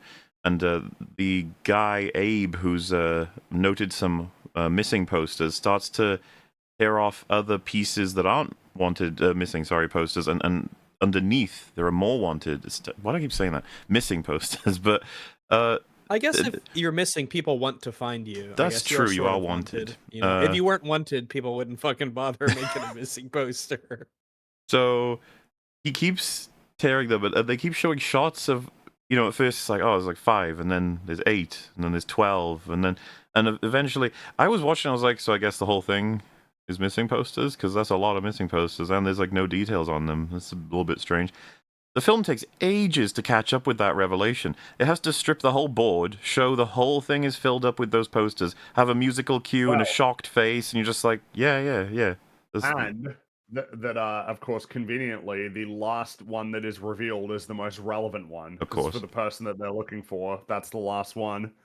In any case, they he then like points out, it's just like how odd, it's all these posters and there's no details to contact, no one to find, not even details about how tall they are or whatever. Also, one of them's David Sandberg. Good for him. He's in there. You even get a little line from him later. That's right. How but fun. like, this didn't really mean anything to me. I was just like, yeah, I mean, it is a. Okay, we're still setting stuff up, I guess.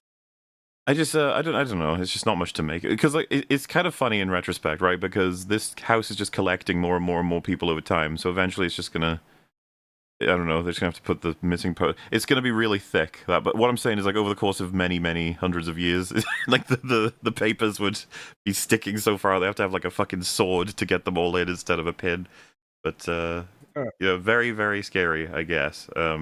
I just thought the reveal of what was kind of creepy about it was already done when we got to the room, but revealing it was all of it, I was just like, still, yeah, I guess so.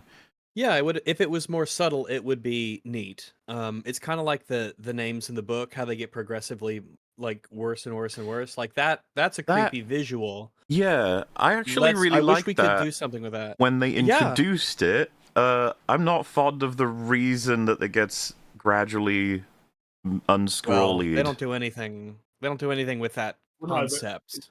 Yeah, I thought I was very incorrect. I thought that you had to write your name to start the timer, but you were trapped there and you have to complete the night to get out. You know what I mean?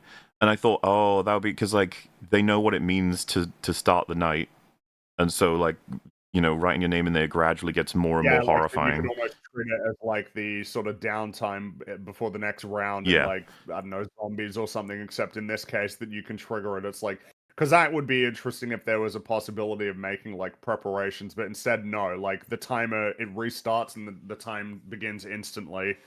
Well, it almost begins on the completion of the name being written. And so it's like, but if it begins on the completion, why wouldn't it be the same every time? Why would it be written like properly, and then it would? Well, because you're gradually turning into a monster. Oh. I don't think that actually even makes any sense. No, I don't think so either. And I thought the time loop is presented almost as though it's like them when they're originally there, but then they almost get like teleported back to like that specific point. Yeah. And it's like, well, if that's the case, wouldn't it be written properly every time? Because it would be written like by them initially, like the first time around. Doesn't really. I don't think it actually makes any sense. You'd have to do something along the lines of every reset has some kind of it breaks down, like there's a breakdown in reality or their mental something. I thought that too, and I thought they completely wasted an opportunity to make the world slowly rot away for all of them. They do something about the world that I thought was really fucking weird, and I didn't really see the point of it. I mean, you just say it now, but basically, like, the neighborhood gradually gets filled in, more and more houses appear, and it's just like, okay, because there was a mining accident that essentially covered all of it, and it's like, oh my god, the more we die, the more houses there are, and I was just like, yeah. Oh, okay. All right. Imagine comparing that to the structure of everything just slowly collapsing. And what if it was revealing what the place actually looks like compared to the place they arrived at, because it's so old and so many people have died here? Like there's blood on the walls, or there's different things that are appearing that are, all to do with all the deaths and stuff. Yeah, you see what the world really is as time goes on. Yeah. Because I feel like, again, the thing of new stuff being placed there, it's like, right, now, you can do whatever you want, I suppose, in terms of this premise, but to me, it seems like the whole point of like a respawn system is meant to be that like you were able to essentially attain new information, not because new stuff gets revealed, but because you have more opportunities to find it, and then because you find that new information, your decisions, like the world starts to make more sense rather than, well, it could just be that the next night something that you couldn't possibly have discovered gets revealed. It's like, well, that. I know that it doesn't necessarily need to be fair, but it feels like that would be part of what would make it interesting if there was some fairness. It would be more interesting if it was fair. Yeah. Also, like it's the intuitive nature of actually being able to solve the situation you're in. If it's just like, I know this will sound weird, but when it's malicious, it's less interesting in a way, where it's like you're being punished instead of just it's on you. You're not being challenged, you're being punished.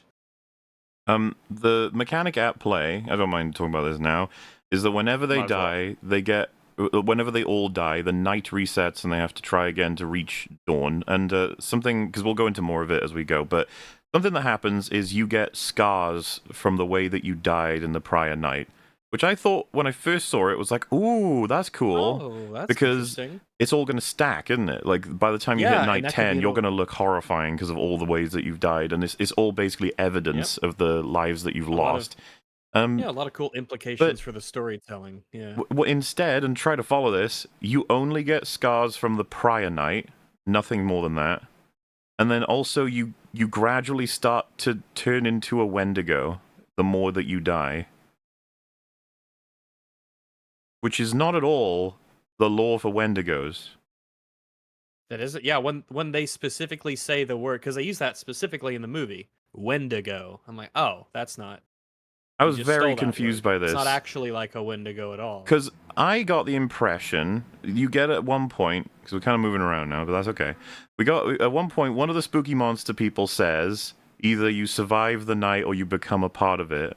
And my head ran off. I was like, ooh, does that mean, like, the more that you get killed and in different ways by different things, you become, like, a remix of all the things that are doing the damage to you, and you then become some horrifying, abstract creature that we may be able to reference from something in pop culture, but also could just be a different version of it, a new thing. Like, the more that you get killed by possession, the more you become like a ghostly type creature, or the combination of being eaten alive by zombies or a werewolf, and then also by possession. It's like you become a spectral wolf that only eats people or something, you know? Muller, what you're doing is something that happened to me in the theater, and it probably happens to all of us and many people in the theater if you actually care about making like a good movie. This is a movie that in real time as you're watching it, you can imagine 110 different ways that it would have been way better and more interesting. It takes so little imagination to just think of cool concepts for this idea that never actually appear in this film. Yeah, because all of the assumptions that I had from the way they're introducing these mechanics were all just wrong. Like, the scars don't carry over. Pieces of you just start falling off and you become a standard monster. Because this is the thing that was throwing me. I was like, wait, every single victim who comes to this place all turn into the same monster eventually. There's no variation. However, there is huge variation in what will kill you. So I was like, well, but you said... I thought that they were going to reveal that all the things that are killing them are past victims. That's what I thought too. But yes, it's not. But it isn't. Yeah. They're like, oh, okay. Well, I thought it was boring. my bad. I guess. Sorry. Sorry for. I thought that would have been interesting personally. But it also It would settles into explain that, the variety of people trapped here. there's that very unfortunate pattern it settles into as well, where because so many of the things become so random, and because the movie hasn't really done very much to explain how it works or how they all connect, you can be reasonably sure that there will just be an exposition dump some way toward the end of the movie. So you can just kind of switch off and wait for that to happen, and then all of your questions will be answered unsatisfactorily by someone telling you what the answers really are. It's almost, it doesn't really reward you for putting in the effort, Yeah, except as a distraction have from to what you're play actually catch-up. seeing. It's like they ignored the game entirely, which you could definitely have used and worked with to make a pretty cool story if you really wanted to touch it up and tweak it and stuff. But they were like, we're going to go with a brand new premise. You've seen Groundhog Day. You've seen the horror copies of it. And so now we're doing one that's more, even arguably more serious. And we're going to add some extra mechanics on top. And it's going to put these characters through a nightmare journey. And it's kind of like, okay. This is kind of, you know, we'll see what you can do with this, I guess, if we're past the whole thanks for not respecting the IP that you're adapting at all. But, you know, that's common. We get that 99.9999999% of the time. So, you know, trying to judge it on its own merits, it's already really disappointing. Like, man, you didn't think your own ideas through, I don't think, because what the hell lore? Like, they have him explain it at one point. When you're in deep fear and trauma whilst in a place that's had events of like deep fear and trauma, that creates perfect horror, and that's what makes people like eventually from death as well turn into Wendigos. And it's just like, okay, what? I don't know what any of that meant. That was just, you could have switched around all of those words and it would have made as much sense. Yeah. Well, yeah, Every you once in get, a like, while, ideas of concepts or concepts of ideas just sort of like peek their head out and say hello, but then they're gone. Woof, bye. They're gone. They don't do anything with them. Like, why is there a spooky ghost witch? What's that about? Where's that from? Well, that's explained. That's because she's got depression. It's the manifestation of depression. No, it's Oh, yeah, well- repression. Repression. Repression. I thought it witch was is depression. So repression. that's actually No, worth repression. introducing now too. So another part of his speech is he says all of the monsters, like she's such a clearly interesting subject because all of the monsters are all representations of his psyche. And I was like, no, they're not. We had a whole exposition thing about the majority of the monsters being directly from your experiments. What are you talking about? Like all of them, the Wendigos, he explains the lore, how they're made, and how there's so many of them. And we even know that one of them is directly the result of the reveal, the twist of who one of them is. And of course, I was just sitting here like, they're not all of it. Most of them aren't in her mind at all. You're like, what do you mean? Why are you saying this? And now I'm getting lost as to like all manifestations of your mind, but not the others' minds, mind you. Just hers. She is the engine that conducts this whole He's the thing. protagonist. Why? Why is hers the mind? And it's like, well, because she's like experienced depression and she tried to kill herself twice. As though that's the requirement for being able to manifest creatures of your own insecurities when everyone has those. I don't know. Listen, kill yourself to unlock crazy adventures with your friends. so weird all right? because, That's the message of the movie. There's actually a Buffy episode where they all have to battle their own manifestations of their nightmares, and they're all like personalized. Why wouldn't you want to do that in this movie? It's better for the characters, isn't it? That sounds fun. Well, we don't Each do one of things with them characters. have like a primary antagonist, and then all of them, so to speak, team up, to become a horrifying Avengers that kill them all. And then they all have to talk through why each of these things mean so much to them and how they're having so much trouble overcoming it. Isn't that much more of a standard story than whatever the Yeah. hell this was? I don't know. But yeah, I don't know I mean, either. They just don't do anything with it. a lot of that is the rules, which leaves the decisions for the characters for us to go through. So things start getting real weird and scary and dark, and then the car is missing, and they look outside, and it's not missing, it's just been moved. It's in the rainy part of the world, and the lights are on, and it starts revving, which is really fucking weird. And I guess I kind of appreciated that Abe said, everyone go back inside. Because it was like, Yes. this yeah. is just, something's very wrong. There's no real way to explain this in a friendly way. So, gonna move on back. And yeah, that was the first line where I was like, wow, that didn't annoy me. So, all right. Let's set up that combo. Times 1. Let's see if we can get to times 2. It's something in horror movies in particular you kind of look out for is how retarded are our protagonists.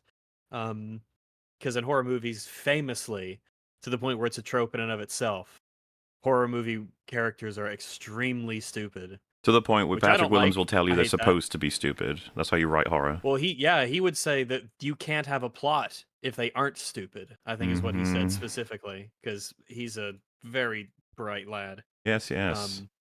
Eh. So this was a moment for my wonderful theater experience. Do you remember when Abe first walks off and he gets killed by the clown silently, by the way, which is impossible, but Yeah, whatever. Yeah, totally silently. Yeah. They have quite the extended sort of, we look down the corridor, it's pitch black and the girl's walking really slowly. It's very much tension building, supposed to be scary. Not even kidding. Throughout almost the entire sequence, there was a dude in the cinema who was just fucking chewing hard into crisps. Like, everyone could hear it. And like at one, like 2/3 into the scene, I did look over to see him, and I was just like, "Wow, you don't give a fuck about like what that's happening there." But it's just like, At least something was entertaining you. I will in a say, weird way. someone might be like, "Why did you tell him to stop?" And I was like, "I don't know, it's kind of funny." I was not invested, so the idea that it was coming from the movie is even funnier. But yeah, definitely not. If it was a movie I loved, I would have been pretty fucking annoyed. Also, sorry, I skipped over. There's like a noise, generic horror noise, and he says, "You stay here, I'll go check it out." And I was like, well, so much for that combo, eh? He's Well, already oh well. retarded. Because if it's me, I'm like, I'm staying right the fuck here, and I'm looking at that hallway, and I ain't budging. They've already split into 2 and 3, and then he wants to split their 2 into 1 and 1. It's just like, okay, a lot of horror movies these days will do the Marvel humor thing of like split up. We can't split up. They always do that in horror movie, that sort of. But you don't need that. You just go, no, I'll go with you. That's it. We better stick together, like that thing we said they earlier. said, We should yeah. be a team. Oh well. No, do we're that, not. maybe. We're not there yet. That's a theme line, and we gotta reinforce that in the third act. Yeah. So Clown Man kills Abe, kills Nose Ring Girl, and then starts going after everyone else. Max, I think, tries to put up a fight, gets killed. So all that's left is the psychic. Well, and the clown demon is impervious to damage. Yeah, which once that happened, I was like, again, that feels like incredibly lame. It's like, he smashed him with a chair and it didn't do anything. Like, all right. It would depend. Move. It would, because they're inconsistent on that. I would have it if they wanted him to be. He's like a cursed creature. They can be immune to damage, and it can still work. Sure. It depends. And he technically is a manifestation of blah, blah, blah, whatever. So it's like, that could work, but he's not immune. He's mysteriously not immune when they need to kill him. So it's like, okay, well, there you go. I thought that, well, go ahead, because there's a thought I had that'll pop up in a second. He obviously is chasing the last two. Psychic girlie grabs and starts ramming her face into the floor over and over again. And there was the main one doesn't help. There's this moment where she's clearly asking for help, can see Clover, who's cowering and just doesn't really engage for a long time. And basically when she's completely out, like her head is smoosh, that's when Clover makes a move. And I was thinking, so she did eventually do something, but it was probably after Psychic Girl was dead, so this will be played into tomorrow morning, or rather tomorrow at the beginning. Why the fuck didn't you help me? I can't believe it when he needed. I think all of us, if we were going through this and we had something like that happen, we would be like, okay, listen. Next time that happens, I need you to do something. You can't just let me die. Please don't let me die. You have a premise, which is people die and then essentially respawn to try again to survive the night, which is an interesting and unique way to allow characters to converse in ways that the real world doesn't allow for, because when you're dead, it's over. But they never play into that cool premise, potentially. I thought that was, like, guaranteed. When they respawned, I was waiting for it, and you could tell Psychic Lady is off, and we're going to go back again. Well, rather, whatever you want to talk about, just say it whenever you want. But I was going to say that she looks upset, she looks a bit weird, and I was like, it's because it's coming. She's going to say, like, you let me die. You didn't even stop him. You didn't do anything. Like, and I thought that would be a really interesting conversation to have. But it's like, no, they're just setting up that the next round is going to be ghost possession people, and the Psychic Lady's first to go. They never bring up that she abandoned her. Yep. And I was just like, okay. Later in the movie where they establish they don't even remember what's gone on. Why would you do that? Except the guy who says, "Why don't we remember what happened?" then says, "Oh wait, didn't I record a bunch of stuff?" And it's something that I think they show him do one time. Unconnected from like anything, and they want us to think like he's been recording all of the deaths. I was like, that's some fucking reaching, if the time bro. It's rewinding. Why would the respawn on the phone? Why does the phone have like? We reset almost everything. Like I said, except scars, which they still eventually reset. So why would the phone memory develop and continue? Does the phone battery continue? What I just don't see. So the magical barrier thing will make it so that like literal human technology will have continuity. Yeah, doesn't make much sense to me. And of course, it's key for them to understand how to move on, and it facilitated something I knew they had to have. All Groundhog Day films have to have a montage sequence. It's the only way you can pass a huge amount of time quickly, because otherwise it doesn't appreciate the fucking formula. Groundhog Day is amazing. Anyone who hasn't seen it, you should check it out. It's a fucking great film. All of its copycats are cringe, mostly, and this is yet another one where they are clearly trying to follow the formula set by Groundhog Day, but they're not aware of the effects. When you start to change a lot of the ingredients but cook it the same way, you end up with something really fucking weird. Whenever you do a montage of deaths in horror movies, it struggles to stay scary. It can start getting funny. This same thing, it reminds me of Arcane Season 2 with the montage of suicides. Like, you gotta be careful, because you're about to make it funny, and you don't want it to be funny. But I knew they would do it. They got when you this. said that with Groundhog Day, because Groundhog Day does the opposite thing where it starts funny and starts to get more tragic. Yeah. Like they They do it did in the this in opposite the Time direction. Machine, where he's trying to save his wife from getting killed, and he can't do it, no matter how many times he tries, and it like drives him to madness, and he runs away from everything. Mm-hmm. There are Which ways. You got to be one of the careful. other things in the movie is that during one of the exposition scenes, when you're told that prior people who have been part of this experiment that kind of also isn't an experiment, they get more and more terrified and afraid as time goes on, and like the implication is that like your fear building is quite an important part of how this entire thing is supposed to operate. Montage cuts directly go against that because the film itself can't be bothered to make those things scary. So I'm not really going to find them scary either.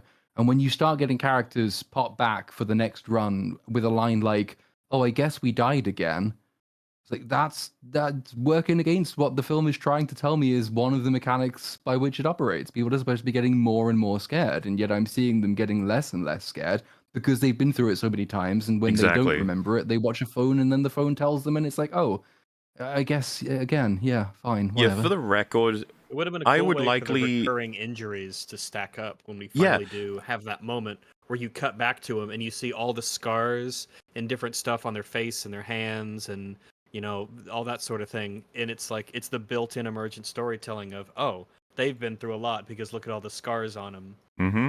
And Pretty obvious. you know, I get it, and you probably would have to incorporate this. If you die 30 times in a row, you are probably going to start treating it a bit differently. As in, like, oh god, yeah, here we go again. Like, you're trapped in a room with the fucking clown killer, you're going to be like, well, just kill me. I've lost. Okay, fine. That's sort of like attitude. How different people get the attitude is a way to differentiate the Exactly, yeah. differences. That's There was one instance where the timid guy specifically drinks the water to confront the monster, and then I thought he was going to be like, and then he, like, hugs it or something. don't. That's like the big part, okay? We're not talking anything about that Okay. yet. I'm glad you didn't say the keyword. So, we'll, I wanted 'cause to avoid keywords. chat will find that fun when we get there. I assume that was that element is what Free where you were talking about with the moment, presumably. Yeah. Yeah. Mhm. So, yeah. On that note, the if you had a full cast, some of them would have gotten to the point of getting used to it and frustrated with it, almost like a video game. But others, I could totally imagine being terrified every single time because there's just why not? That's definitely everyone's different. That's going to be like really important for maintaining whatever tone you want to go for, and this movie has trouble with that a lot. It likes to throw in comedy here and there. It gets very confusing. But it's whatever because particularly at the end, there's a lot of attempts at funny lines when we're supposed to be really at the point of like the highest amounts of tension. So I wasn't sure they were going for. In any case, the stacking results of the injuries, the turning, I totally would have had one of them probably turn into something like a new kind of monster that starts attacking the others. Would have been much more interesting, I believe, but it's whatever. Yep. Really raise the stakes, establish what the potential outcomes could be, and of Yeah. course, if you actually have us care about that character, it's a really terrible thing to see. Well, and it's a frustrating promise too, because when the reset happens after that first set, they show all of the characters realizing they're alive again. And like, it's pretty good in the sense of I was just like, It's yeah, decent. this is probably how it would go, and that's a really horrifying situation, and it's confusing. But they're all in it together; they can discuss it and plan as a result of it. So I was like, "This." I hate to say it, this is probably not that hard to have made a good movie. This premise, if you're creative and you want to do all sorts of cool stuff, this premise lets you do all kinds of things that you couldn't do in a normal movie. Because like it's all pretty much pre-built with the monsters killing them stuff. We've already got what we assumed was the explanation for it, which they didn't use, which I think was way better than what they ended up with, which is the nonsense rewrite of like lore for known monsters. And then you get like the main challenge will be the dialogue. As long as you can give even a 5 out of 10, all right, just get to 5 out of 10 dialogue. The movie's probably going to be pretty solid, I would have thought. Yep. But a oh cool well. premise can carry it a long way. Potentially. And speaking of that, one of the first things that's said is by the psychic. She says, "It has a hold of us now." And then one's like, "Whoa, what do you mean by that?" And she says, "I don't know, but I can feel it." All right, writer. It's absolutely the kind of shit where if we had a friend say that, I'd be like, "Okay, don't speak unless it's useful, because it has a hold of us. Is the most useless shit. Like, God.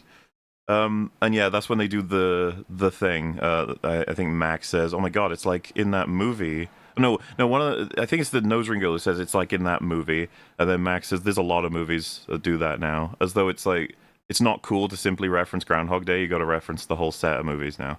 And then they notice the lights flicker, which didn't happen last time. And then he's like, "Whoa, I guess it's not like in those movies." I like, please stop it. His lights. How many times? I need to start making a note of these. All of the "lol, I'm in a movie" references. They do It's it. getting pretty unbearable at this point, isn't it? To me, I think it's become a new sign that the writer's going to be shit. It's we've got a lot of them. One of our favorites is whenever characters completely ignore the question versus point out that the question has been ignored. That's like been a really consistent way to know if you're watching something good or bad. Yep. Yeah. But yes, Bizarrely so. this Yeah. thing of, oh my God, the thing that's happening to us is just like in that movie. And then I don't know, like if you can make something meaningful out of it, I wouldn't want to take away movie references. I like them. It's just that it's always so bland and done well. pointless. Yeah, if you have characters exist within a certain like time frame, especially if they're in the particularly like 40s and forwards. Like you would probably expect characters in a lot of different scenarios to reference the movies that happened around them. Sometimes it would be weird if they didn't. A lot It's of people, how they do it and their attitudes. A lot of people referencing Scream. That would probably be an example. I need to rewatch it, but I remember liking Scream, and Scream's very like the characters plan some shit based on what they've seen in horror movies. Which, again, if you do it right, it can work. But this is just what's happening to us is like that movie. Is it though? I don't think it is actually like that movie. All right, moving on. It's just like okay. So yeah, the way I thought it was working too, and they do say this is how it works, but it totally isn't. They say like each night is a different thing that's killing us. That's not true. Clown Man is in all the nights. He's just wandering about. Yeah. And he kills They them just many add times. things. You know what else is in all the nights is the element that we're going to be talking about very soon. Yeah. That's always there, and that's something that kills them. The Wendigos are always in every night. So I don't know what they like. They imply at one point that they get killed in like random chaotic ways that they can't even plan for. It's crazy, and it's just like, I mean, to an extent, yes, but most of the ways you die are predictable because you've done it a million times over, and that's the majority of the monsters. So, and I also thought that was a shame because it would have been way cooler if it was a different monster every time that's spawning. Well, That's what I figured it was mentioned the gonna be big initially. spooky. We saw the big monster outside in the woods. Yeah. It never shows up again. No, because they never try to go outside. Like they just give up on doing that. Yeah. Which I guess makes it cheaper. So. And I guess at this point, it's like you guys got to pick a lane. Like, is it that every night has like a certain routine that they're able to tap into and begin to exploit, Yeah, like a pattern. or is it that it's actually completely unpredictable? Everything gets thrown at them all at once, but also like shit changes between every night as well. Like you got to pick one. So because day 2 is they're fighting a witch or ghost spirit witch That's person. what they do on the second one. Yeah. And I was very disappointed with this because one of the characters gets possessed and killed straight away. There's nothing she can do, and I was just like, well, so if this was in there every night, they'd never win. It's not possible. Yeah, a lot of this stuff you can't, like, especially if it is a video game adaptation. The fact that you don't seem to have any real agency or control over your fate would probably be like something you'd want to avoid, because video games are famous for the player having agency and making decisions and doing stuff. Well, and conveying clear rules that they can understand are going to apply in different circumstances, like that that you don't just expect that when you press the X button 1 out of 100 times at random you'll like explode. It's not how video games work. Also, yeah, typically. I should mention, how many people have have you seen Cabin in the Woods? No. Most of it, I think I've seen it. So I need to see it again. Premise in that is the first half runs like your average crappy Cabin in the Woods horror film, and then they reveal, and bear with me for this because it's important for this analysis basically, but there is a horrifying elder god demon thing, I think, that they have to sacrifice to this group of like the government have to make sacrifices to in order to quell, And the way they do it is that they grab like a group of friends, be it like a jock, a nerd, Yeah, the it's like an ancient ritual that this yeah, government and agency has to enact they're to save the drawn world that is extremely specific. they're drawn to the cabin, and then they basically roll a creature, and they've got an underground thing filled with these like millions of cubes that store all of their different monsters.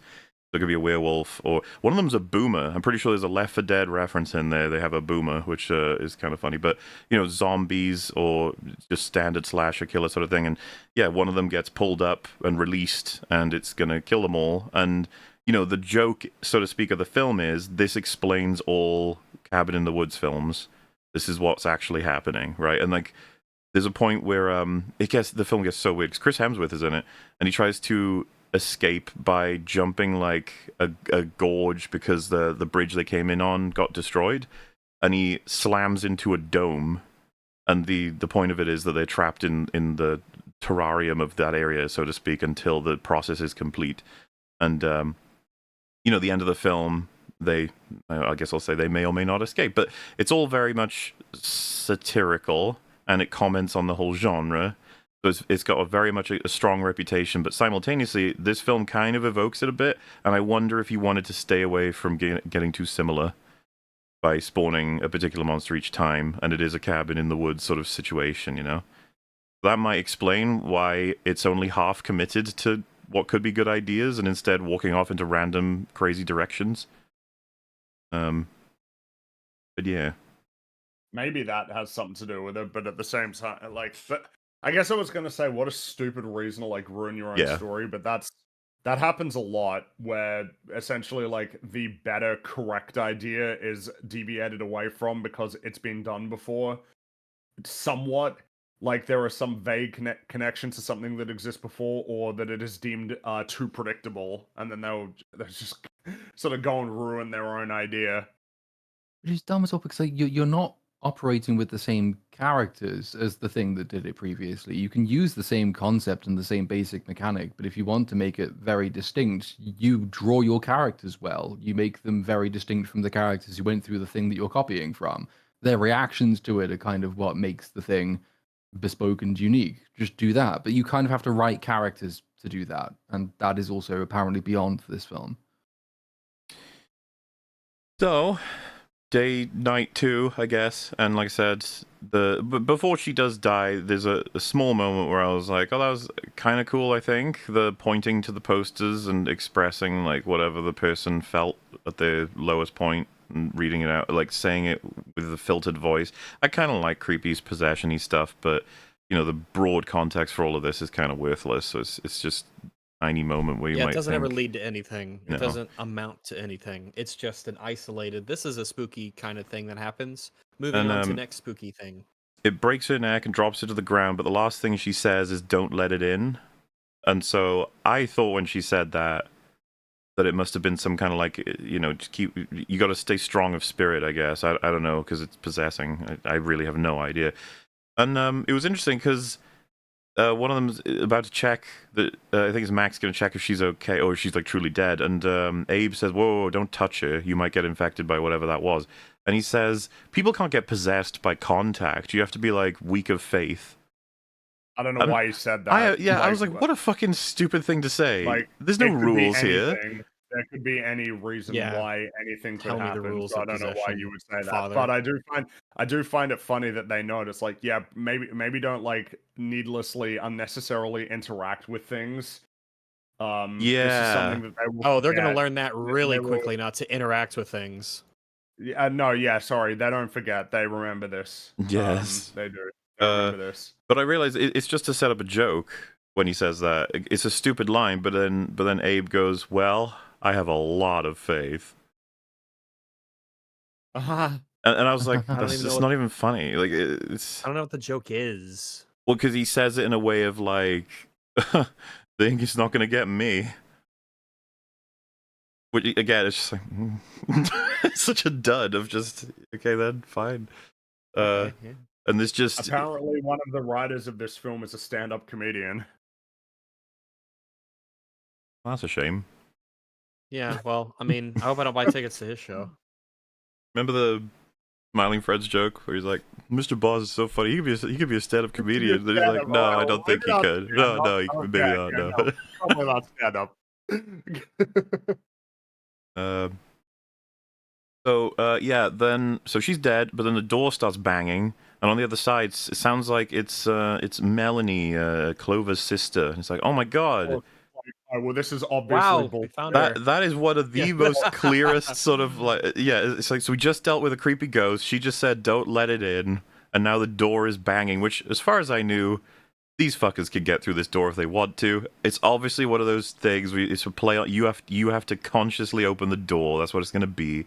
She's like, but it's my sister. And it's like, but it's obviously not. yeah, and You think she just shows up randomly here in the middle of this terrible, crazy circumstance you found? Yeah, you're too stupid to live. and again, Abe is the only one that points the logic out of don't do it, blah, blah, blah. And I was like, I wonder if I like you. I'm not sure. You're like Ooh, oscillating He between. gets close. Yeah. Sometimes. So they open the door, and there's a spooky house on the opposite side of the road now, and I think it has written on the door, "Fuck the Glore Witch." Yes. Yeah. Fuck the Glore Witch. So there's I imagine they wrote lore for this that didn't make it into the movie. Like the Glore Witch was a thing. I don't know, but They once or twice they have like someone kind of say something along the lines of like you're damned like everyone else in this town, which is like it implies like I say it something happens now and then where they sort of imply that there's lore, they imply that there's something happening, well, yeah. but So they never actually do anything other than a line. we may as well clear it up now, I guess. But the other parts of the lore, because we explained a few of them, is that this town got buried by a mining accident, and then Peter Stormare was coming in to help with the people who survived, but he decided to perform horrifying experiments testing out how much trauma he could deliver to them to see what would happen to them. And the one example we're shown is a dude who's, I think, tortured into becoming a Wendigo, and then he eats the body that's in the room with him, which is closer to how you become one, I guess, but it's not at all what he describes when talking about creating a series of monsters like Wendigos out of all these people, and not at all how the mechanics work in this broad thing. In any case, that's it. Very simple, and it actually takes a while, the scene where they do the lore drop, and I was very bored because I hate lore drops in these sorts of horror films. They're always It terrible. felt very disconnected from the rest of the film. Like we got to make up for time. We haven't actually explained anything. We got to Well, and the lore's always make up bad. some narrative. Like, how Yeah. boring is that? It's like, Certainly there is. was a town, the mining, there was an accident, and then a crazy doctor just experimented on everyone until they all became monsters. It's like, what? Why? Who? For what reason? What Where are did you he come talking from? about? Did no one care about this happening? What? Yeah, What's so happening? anyway, good old Clover gets dragged, I don't know, just via witch powers toward the house. Magically, Yeah. she magically And- gets telekinesis to cross like the field and pulled into the house. And the door And gets when this- slammed shut, and Max tries to get back through it, and Abe is like, I don't think you should. I think we should leave. We should try to leave. Which I thought was interesting that he said that, because they never try that again. He's still in the mindset that they should try and use the car to get out of this area, but they never try it. It's or at least we never get shown it. And so he says, yeah, we should probably leave. And then the other girl is like, we gotta stick together. Oh no, I think Max says we gotta stick together. And Abe says, do you really think she's gonna take you back if you do this? And I was like, dude, What? that is so stupidly What? inappropriate. It's Like, what? and the nose ring lady is like, why would you say that? And then he says, because it's something you would say. And then she says, yeah, but they know I love them. I was like, God, this What? dialogue sucks balls. It's all nonsense. Wait, so if she said it, then because if anything, that would make it worse because you expect more of your friends. Well, yeah. You expect better but behavior also just- from your friends. Why would you be saying this in a literal life or death situation? Why are you fucking around? Because I thought they were writing him such that he was basically saying, first one's gone, she's obviously gone now, and it's going to be one of us next. We should instead be trying to escape, not trying to get ourselves killed, because that's how this seems to work. And no, it was just that he was afraid. They call him a coward at one point, and he doesn't really deny it. And I was like, oh. Which isn't even that's- necessarily unfair given the circumstance of yeah. someone magically being like teleported. Which, by the way, I think that's bullshit. Like it goes into, well, what could you have possibly done kind Exactly. of thing, where you just Well, magically get lifted and thrown across the field. The one thing someone might say is she failed the test of she wasn't supposed to open the door. Like that was where her character, lapsed, and this is the curse punishment or some shit. But I don't really think they're doing any of that. They're not really. They just, like I said, the first death in this run was the psychic lady who just dies, and that's that. It's She like, just okay. dies. She had no agency whatsoever in No. her death. There was no decision she could have possibly made. You die whenever this place just decides it's time for you to die most of the time, which is lame. It's lame. Very much is. So, the story splits in two. We'll just do one at a time. The girl who got pulled into the witch's house. There's a point where it stops pulling her, and I was struck by just how, no offense, awfully like acted/directed that sequence was. If you get dragged, let's say fucking 20 meters into a spooky hole, and it lets go of you a meter away, I'm pretty sure every human being would immediately scramble forward, be like, oh god, I'm not doing what she did, which just stand there and kind of look somewhat concerned. It lets her go. She lies there looking at the door for a while, slowly stands up, really chill, just like, I guess it stopped pulling me, and then gets pulled in. It's just like, what the fuck are you doing? I don't believe it at all. Any human would, after that experience, just be desperately crawling away the second they released. They wouldn't care why. They just don't want to get pulled into the spooky hole. But anyway, she does wake up in a witch's house with lots of scary masks, I guess. And there's this old lady in a wheelchair with like a gas tank, just, scarily breathing. And she's like, hello, old lady? Oh, I guess you're not available right now. I'll go try your door. And the door's locked. Old lady slowly moves toward her, and then just grabs her with her raw old lady strength, because she's a demon, ghost, witch, whatever, and puts her mask onto Clover and demonifies her. It's like it's the breathing, it's the respirator mask. It's not one of the random like clown masks that are in the room. Though she does put on a random clown mask after that, so walks outside because she's possessed now, and we'll get back to her in just a second.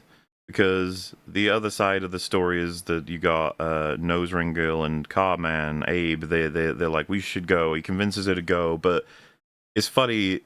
I guess they wanted to write them so that they get in the car, but the Nose Ring Girl does not want to leave. I think her name is Nina. But they needed to get her in because basically as soon as the car door shuts, she's like, no, wait, I can't leave without them. I can't. And I was just like, why did that thought? You got as far as getting into the car to leave, but then you thought, no, absolutely not. Definitely not. But it doesn't matter because that's when they drive to see the big spooky monster. So they stop, and then Clown Man kills the Abe. And then we confusingly kills him. Oh, I was thrown because I thought this wasn't Clown Man's turn. Right?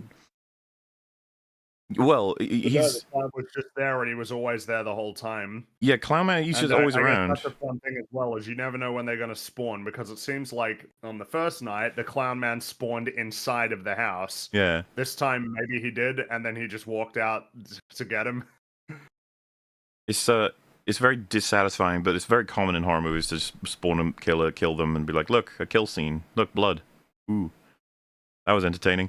All right. Anyway, at the same time that she was heading out of the house with her spooky mask on, now that she's possessed, the killer Clown Man got into the car after killing the two people in it and rode her over, and so she dies, even though she's possessed and is killing people for the bad guy team. What would happen if that didn't happen and then day came? What would happen? I have no clue.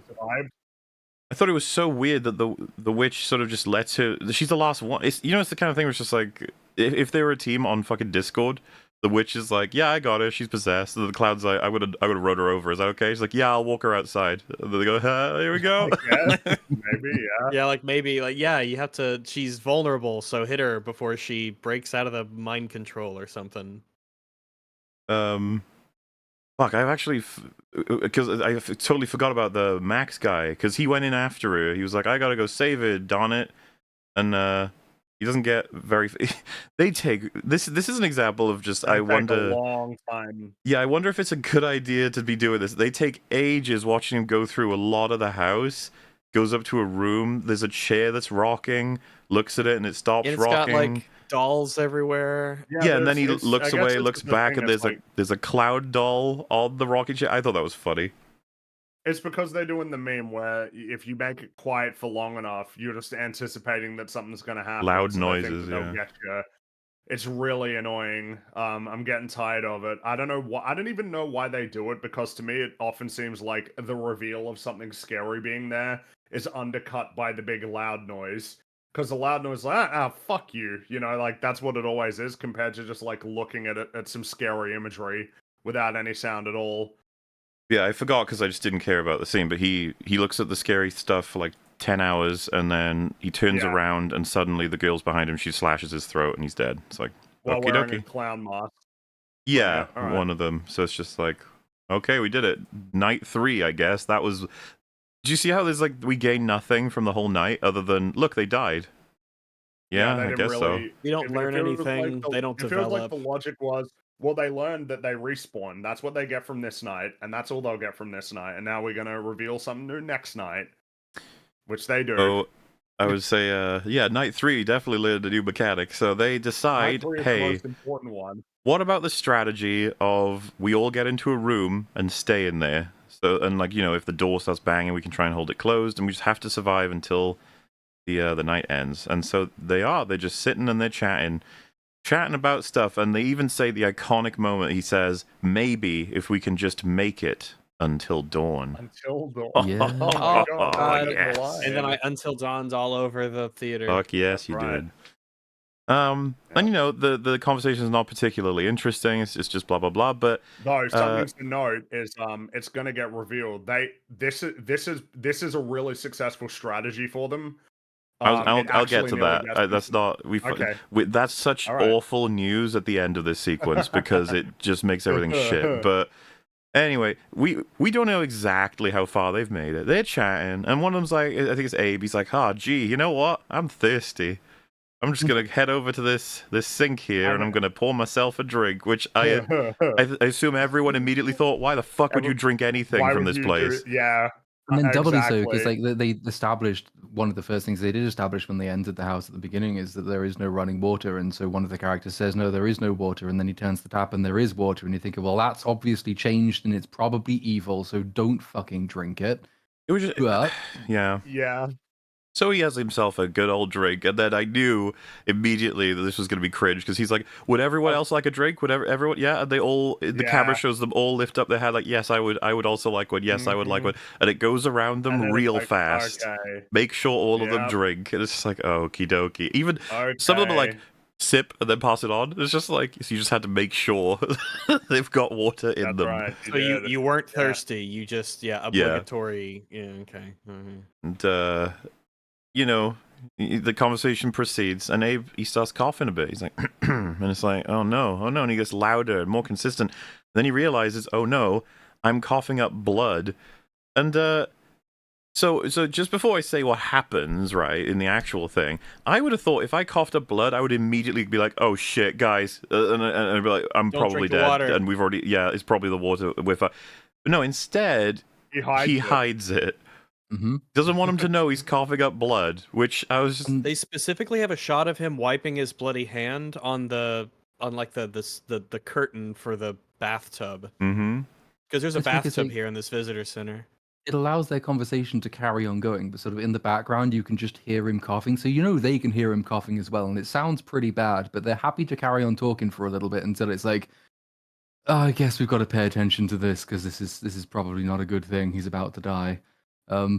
It's just like, why is any of this happening? This is just dumb all the way through. I just be personally, I'd be like, you know what, guys, I'll drink water once we get out of here.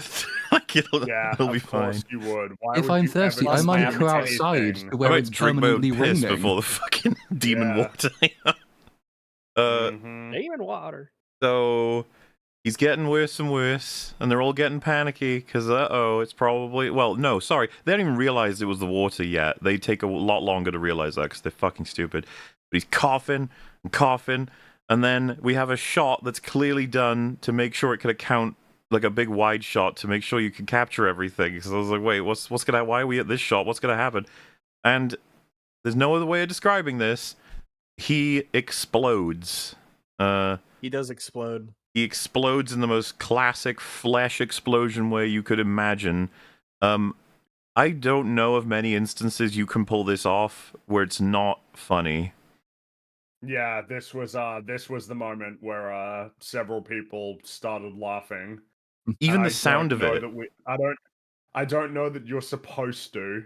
I don't know that that's the expected response, is that you laugh at this. It's but like a people balloon did. popping as well. It's Yeah. just like Yeah, It was too perfect of an explosion to take seriously. was. It's too perfect. Yeah. I don't know what because I was very lost at this point. I was like, wait, are we doing horror comedy? Because We're not, though. we're That's the definitely thing, not. we're The film, actually, I would yeah. argue the film is 90% stone cold serious. It's Oh yeah. very, very oddly placed. Because, they all panic, and then the nose ring girl is like, oh my god, some of it got in my mouth, and I need to wash it out with water. Gets more water, and then one of them's like, no, wait, I think it was the water that... And then she goes, and explodes, like... And again, I was just like, this is clearly comedic, right? It's gotta be. What are they doing? Like, I don't know. Were they relying solely on the gore to make you think it was fun, like horrifying? Because Fring's referenced it before, but Mortal Kombat seems to know better than Mortal most what it's Kombat- doing with its gore. The more insane you get, it starts to become like funny. That's like Yeah, it's the absurdity more of that it. deviates- Yeah. Yeah, like Mortal Kombat is not. It's kind of the reason whenever Mortal Kombat has one that is kind of like there are occasionally Mortal Kombat ones where it's like, oh, like, oh, geez, compared to like Scorpion fucking like yanking some dude's head off and kicking it into like a tree and pinning it to the tree with his thing. It's like, yeah, this is like a meme. This ain't like something that's meant to actually be off-putting. And like people like an actual like the way that it's presented in this film, it's just like, I don't know. They must have known that it was funny. They Also, must okay, have. I can't on imagine them that hand, yeah, actually watching it. that's like a fair conclusion. However, if someone said to me, like, well, okay, well, how do we make it less funny then? I'd be like, oh, well, you kind of did. The third death is way less funny. Her leg Yes. blows Yeah. off and she's crawling in agony. And then, like, her stomach blows open and intestines go all over the place. I was like, this is way more serious. Why did you make them course. funny at first? I don't understand. But then her head blows off and that was kind of funny. Like, I found like all of the explosion, even when like the leg just goes bang, that was also quite funny to me. I will Not as funny say- as the entire body going, but it's like, oh, I think a lot of God. it is the reactions. It's the reaction, how everyone else reacts to it. And if the person survives like the leg being blown off or whatever, how they react to it and the sounds they make, that often is just like the big dampener of, oh, this is like horrific and serious and traumatizing. If your friend actually exploded in real life, you wouldn't say, ew, gross, it's in my mouth. Well, this is a movie, buddy, so nothing has to matter. Well, they do that. Well, Well, they do that in a lot of movies where someone dies next to someone else. They get the blood all over them, and then you have that moment where they're like overcoming the shock, and then they realize they're covered in the blood of their friend, and that's just like a horrifying, terrible thing. Yeah. But I mean, that being brought up, because we went past it pretty quick. I was stunned. I think obviously I wasn't impressed with anything up until that point, but how badly conveyed their reactions were to like respawning, the fact that they had died, and how casual they became about it so quickly was one of those early cues of like, yeah, this is going to be pretty awful. Mm-hmm. You're not using your you're not- concept. They don't use you're their not- concept well. Well, and At all. I wonder how much of it is the writing failing or the actors actually just like not being good enough to essentially like convey that they were genuinely like distraught about the situation that the characters are in. Well, it's funny you mentioned the acting. There is a let me try and find it here. There was actually a review that particularly points out how the acting was really good from the main girl lady Clover, which I just never really saw. I mean, the acting was fine at best. Yeah, like But normal for a lot of it. Best. Yeah, it was Yeah, sort at of like best, at it's best fine. it was fine. But the thing is that just a lot of the time, it did feel like people reading lines rather than like actual characters, sort of Yeah, like conveying how pretend they you're felt. actually in this situation. How would you react? That just doesn't. So yeah, third one's dead, and then the last two being Max and Clover, they're panicking, and Clover introduces the idea of, "Can you kill me?" Because I just doesn't want to die like that, I guess. Which, because that one, and I think that's why they gave the third death that drawn out one, because going like the first two is honestly, It's instant. it's not that Yeah. bad, like compared to a You're lot dead of deaths. before you even know that you're dead. You Yeah. just all of a sudden aren't alive anymore, and that's it. But was showing her like being in agony for ages, I guess, was like, okay, so now I'd rather you. She wants to be strangled to death. Which is like, Yeah. I guess that's God. better than going out like the last person did, but it's not a huge. It's better, but I mean, isn't it like hit me in the head with an object, so I'm just dead? Yeah, or well, you know, whatever. But he tries, but then he's like, no, I can't do it, and then he explodes, which again I found funny for sure. That one felt like an actual comedic beat. Like I can't bring bit, myself to yeah. kill you. It's just like what? And so she, I think, lies down like in complete, just like, oh my god, this is horrifying. And that's when Dr. Hill, Peter Stormare, enters the room, whistling. I was not clear on what the hell I was supposed to make of this. I guess he's just gloating, somewhat. But the gloat is kind of awkward. He basically says, "You don't survive by sitting still." When had they But it's sat like, still, they they would have they won. almost did. It was drinking the water. They almost made it, but then they drank. Which is the what they fucking should do the water. next night. Exactly, Which is, they all right, let's go to the came- bathroom. That's why just I don't was drink really the water. stunned by this. It's like, but clearly this was the right strategy. They It's never just try it that they again drank because they water. drank water, which you can choose No, they not to do. basically they basically conclude that he has told them the correct information. Which now, of course, you could design it such that staying still isn't an effective strategy. It could be that yes, you do need to always be on the move. You need to be proactive. But like they just showed that had they not drank the water, they would have made it. Exactly. Barricade the door, just sit there, just don't drink the water, and they don't try it again because they conclude, well, he was right. It's like, yeah, but your failure was drinking the water, which was obviously a terrible idea. Why would you drink anything in this place?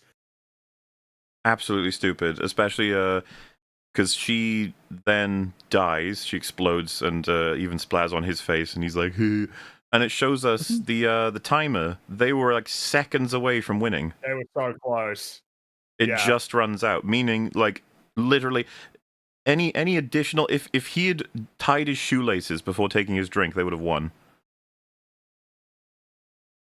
I don't know Does she why. have one of those like massively out of place reactions? Because this movie's already fading rapidly from my mind. But before she explodes, she's lying on the floor. He says that he tells her that don't sit still. You've got to keep moving. Doesn't she like look over to him with like this vaguely nonplussed expression and say like what? And then she goes Yeah. bang. Or if I just make yes, like what tone are we going for? That again is quite funny, and I'm really sure it's not supposed to be. What's the thing? There's a film called Happy Death Day that is essentially this. A girl is dying. She's being killed by a serial killer, and it resets every day. And the whole film, I think, is her trying to figure out who's doing it and how to stop them. And it is much more funny. They lean into the funny aspects a lot. This film is not that. It's like we said, it's very much like 85%, Totally 90% confused. serious as fuck. It's trying to create horrifying drama. But it feels like they just randomly delve into comedy because that's what you do, I guess. Because you're meant to have comedy in movies. You got to have that balance of comedy and drama. That's the formula. It did Shazam Fury of the Gods so many favors. They nailed it in that one. Yeah. And that's when we get the lore section. We've kind of been over it. It's very boring, takes Yes. ages, and you knew Love when the watching lore. it, like, oh, well, we got to pad it out because we can't have only kills, I suppose, or only running around. And then I think Abe says we should get weapons, and it is said back to him, I think by Max, we need more than weapons or brute force. I think we're going to need something like a Bible. He says this seriously. I was sitting there like, why would you ever think that weapons aren't good enough? And it's like, well, because I guess that experience with the clown man, it's like, yeah, but not all of you hit him, and there's more than just him. Yeah. Always get a weapon. There's no, I can't see any reason why you no wouldn't get a reason weapon. not to. Yeah. And of course, this will become extremely frustrating as a comment. The whole like weapons aren't the way to go, considering how they win. This fucking retarded story. So anyway, he's like, "Oh look, some VHS tapes. Let's play them." Puts one in. It's porn, and it's just porn sounds. And then he ejects That's it, the joke. and Abe goes, "Wow, very powerful, Max. Would you like us to leave you alone for a second?" And I was like, "What are you doing, film? Like, Like, what's... I don't get it. Like, what? I mean, what? So, if you wanted to play this, because I know you were just so desperate to get that joke in because it was so fucking funny, but if you want to play this for real and you found two mysterious tapes and you can play them and one of them is porn, I actually have a feeling that they're not all going to react like, ha ha ha, it's porn. I would imagine someone would be like, oh geez, like who knows what this is, you know? As part of this house, who knows what Like, sick what if tape the it is porn about actually whatever. is- Yeah, and what if it's like, you know, just a disgusting, violent thing? It's just like, just turn it off, turn it off, Oh turn my it off. god, it's Peter Stormare's penis. This is really interesting. What does this mean? But no, he immediately is like, you want some private time there, buddy? It's like, yeah, that's how you'd feel right now after dying 3 We're times. stuck in a nightmare, okay? We just died horribly. Well, they get the other tape in, and that's essentially the explanation of why he did what he did, which would like involve. It's as stupid as just, I like looking at people who have gone crazy from being tortured. Yep. I mean, yeah, that's basically that's. Then they show a guy like gradually becoming a Wendigo, so it's just like, yep, there it is. But he gives it in the context of how he's a doctor who's observing someone who is stuck in here. So I don't know who he is. Himself, Stormare. I don't know who he is. Is he a real person? I guess it's implied that he isn't. He's a mythical creature or whatever. Yeah. I don't know anything about what's going on. But he does then start like they say something at him on the screen, and then he replies on like a receiver. He's like talking to them in real time. They're like, "Oh my god!" And then they pick it up and press the button and start saying different things and stuff. And one of the things he says is, "There is a way out, but not without a price. 4 can leave, but 1 has to die." And it's just like, huh? No. Where did this come from? First of all, not true. Secondly, what does this have to do with anything? Why would his character have say anything this? to do with the whole, town sinking into the place and the fact that it created this curse, in the first place? Why is this the way that it works? Yeah, I was just lost when I heard that because I just didn't understand. This has nothing to do with anything that's been said, but it's like maybe there'll be a reveal, but there isn't. Don't worry about that. No reveal. Well, this only thing. exists to stand in because obviously the initial theme, sticking together. You got to stick together. And so they're like, oh, what's a great challenge to that? Well, what if the bad guy says that one of you has to die? It's like, oh shit, yeah, that's some riveting stuff right there. This is the one thing I will say. Lessons learned from Shazam: Fury of the Gods. Is when you're talking to the man who's basically taking credit for orchestrating this entire horrifying sequence, and he is talking. Abe says, like, well, essentially play into it. Say, yeah, sure, but give details, like ask questions. Learn as much as you can. And the girl turns to him and says, "Why do you want to hear him out? Are you willing to die for the rest of us?" And I was expecting him to be like, "No, it's just information gathering. Like, get as much as possible." Yeah. But instead, the camera goes to him, and he's like, "No." And I was like, "What?" And this is the thing. The lines they give Abe, sometimes I feel like he's the best character, but then it turns out they're not motivated by what I thought they were. He's not allowed to be the best character. No, because what you're mistaking for him saying interesting things is him presenting as something of an antagonist. Yeah, he is. He is the cowardly asshole that they have to deal with in the film. Right. Wow, and they will deal. They're going to deal with him. All right. Yep. So this was referenced earlier, but it's so fucking funny. All seems done in terms of information collection. They don't know anything else. But then, psychic lady, she feels something. She's like, "Ooh, wait. I feel information. I know. I can feel where he is." And then she like makes a pointed finger and points at the desk. They open the drawer and find a map, and they manage to conclude exactly where the doctor is. Isn't it convenient They having found an ID card. psychic? Isn't it great that you have a psychic on your team? I don't know That, what that is the primary wonder payoff for nobody his psychic else- powers. I don't know what the fuck Yep. they were thinking, being like, we gotta get this in so that we can justify them opening a drawer. Why did they just and I guess open the everybody drawer? else who got stuck here, they just died because they didn't happen to have a psychic with them. It's so stupid, yeah. dude. Again, this Well, is no, what I normal mean. people would have just And- waited in the and bathroom like a normal God person. And exploded. really helped them realize that this is the way that you got to do it. I don't think there was a psychic in Shazam: Fury of the Gods? Probably. Sure, why not? Yeah, and they were like, yeah, that worked so well for me last time. We'll use them again. It's so stupid. And she says, basically, like, we need to lure him out of hiding. We need to get to him. As though he can't hear everything because he first replied to them when they hadn't used the receiver.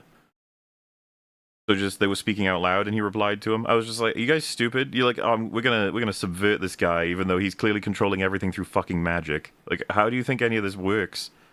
You're all coming At this back to point, life. I'm just totally bought it. If it was me, if it was any normal person, they would just be like, you know what? I've seen movies, I've read books. I'm totally 100% buying into the idea that this is crazy magic land that we're stuck Yeah. in, like we're stuck in an actual nightmare, and we're just gonna have to accept that.